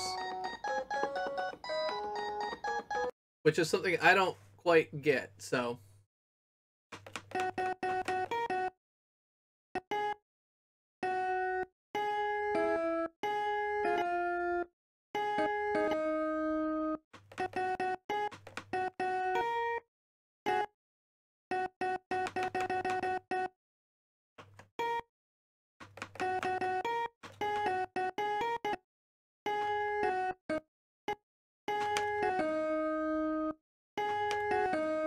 Jen, she was looking kinda dumb with her finger and her thumb in the shape of an L on her forehead. I mean, it's not that it's a fraud. I'm sure it's possible. I just don't know how to do it. Like, I'm seeing it on their screen. It's just like it's like a button press I haven't figured out how to do yet. And then the percussion that shows up in this UI appears to be like, again, it's using the rumble instead of anything else like that. So but yes.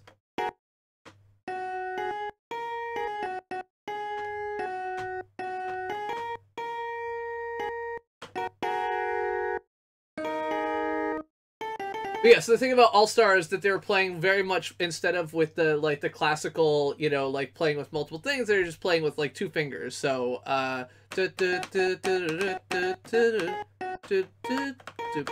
etc. And when you do that, you can kind of like, if you just play with one finger at a time, you can kind of keep away from the multiple buttons thing, which is a little bit of a problem. But still, like, this is super cool, right? Like, you've got a fucking, like, it's a piece of cardboard, and with like the controller and the IR sticks, you put it all together, and like you've got a fucking piano you can play. Like, it's pretty neat. So I am super impressed. I like it. I also find it like cool, this like weird rhythm card thing of like, you know, you can change the way things sound as far as instruments go. Also, like, I don't know if this was super obvious, but when it does this, so, right, so this totally changes the instrument sound. Oh, this is like a classical triangle wave sound from the Famicom.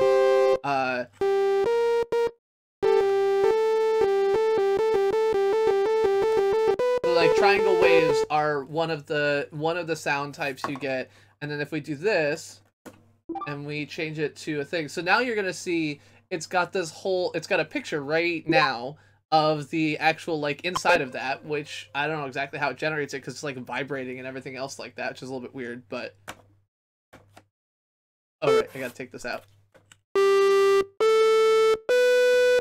this is kind of the more, like, 8-bitty sound, right? Like, the square wave sound is kind of strongly associated with the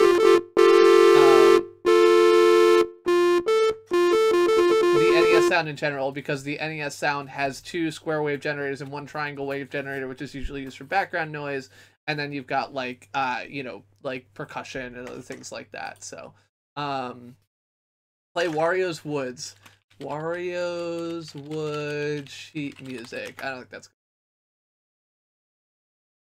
good. Oh, I got one.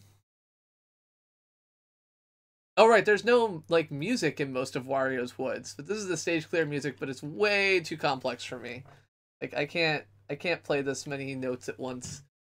Like, honestly, reading sheet music is just something I'm not very good at. Like, every time, I know the spaces in the top staff are, like, F-A-C-E, and I know, like, this is F-A-C and E that I don't have. So, like, the first note here, I do have on my keyboard. No, I don't even. Like, I'd have to transpose this and do other things like that. This is why I am not the ideal person to translate these things. I need someone who has translated it for me. Wario's Wood stage clear music.